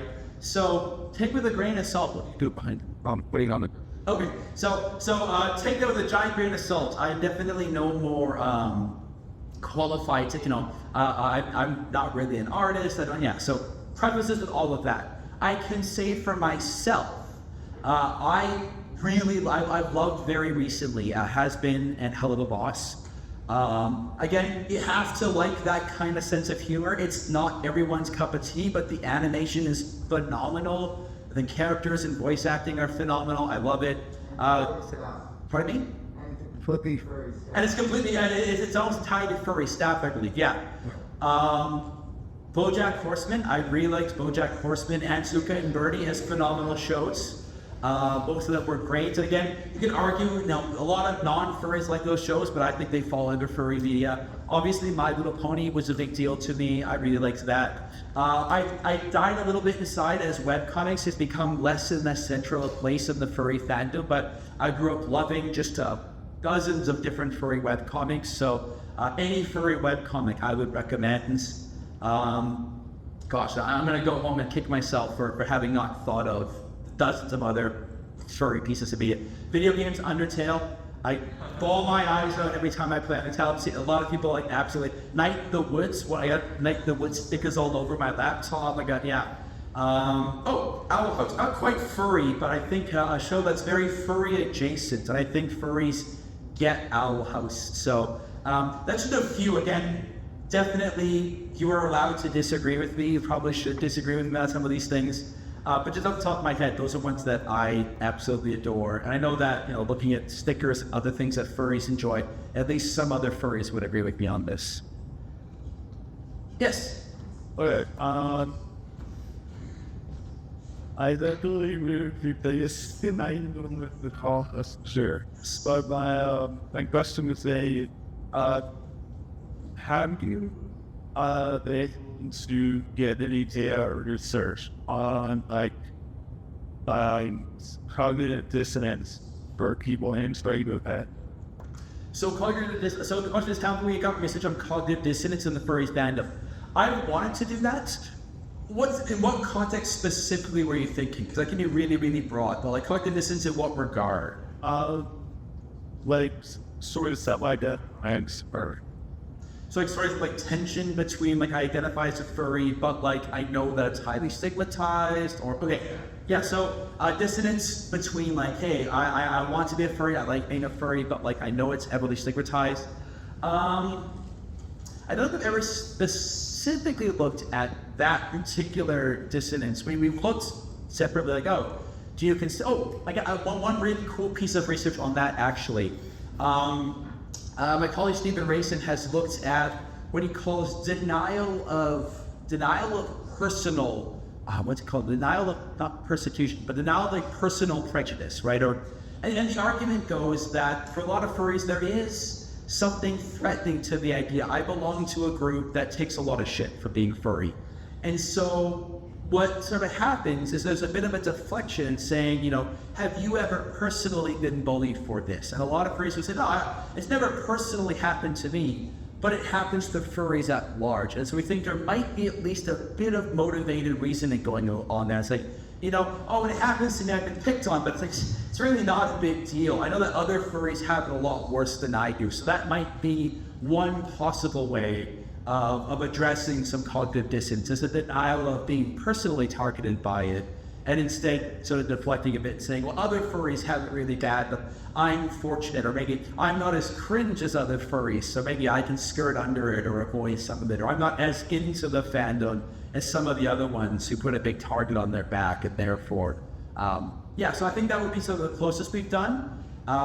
Measuring dissonance is a bit of a tricky thing, especially when you're doing like a survey-based thing, right? So how do you measure dissonance? So oftentimes you can measure it maybe physiologically, but actually measuring on the survey is a little tricky sometimes. Certainly open to suggestions. If you want to email me if you've got ideas, you want to chat about it. We're always open to suggestions. So, sorry, you had asked earlier on about you asked about how do you get involved in the research? Yeah, I don't remember who it was, but I completely forgot to answer that. So the easiest way is to be at a convention where we're doing research. To further confusion, for example, last few years we've been there, so finding me or seeing me running around the lines, that's an easy way. If you follow us on our social media, on Facebook, on Twitter, let's go with X, on a lot of social media, we are there at Furscience. So if you follow us, we're always, whenever we do a new online survey, we post to there and say, hey, here's the link to our new survey. Signal boosted, share it around. So that's probably the easiest way to just kind of get notified whenever we're doing something new. So, sorry, I just remembered I forgot to answer that. QR code was space. Yeah, QR code, yeah. We got time for one more question back there. Go ahead. Well, QR code exactly know the amount of ribbons in organs the ribbon sound out. Yes, okay. So we start, so one of the problems is, so the question is, with the QR code, do we still give out the ribbons?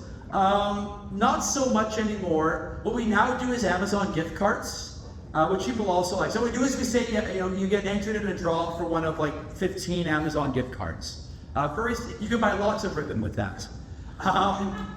In part, it's a practical thing, so we don't mind. We take furries at their word, right? If a furry comes up to us and says, I did the survey online, I'm not going to say, bullshit, you liar, show me the proof. Like, okay, good enough, here's the ribbon, right?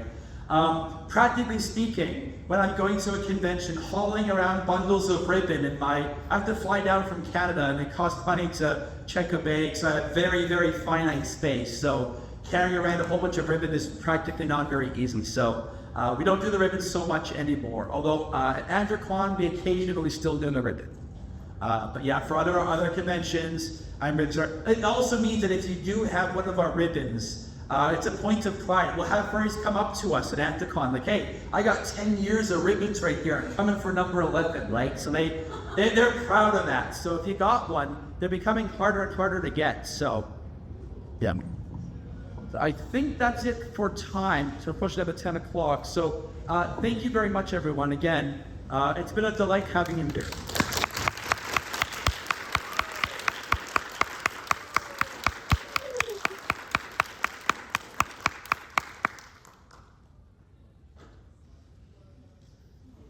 Yeah, thank you everyone for coming. We'll see you around at our next event. There's tapework, does we?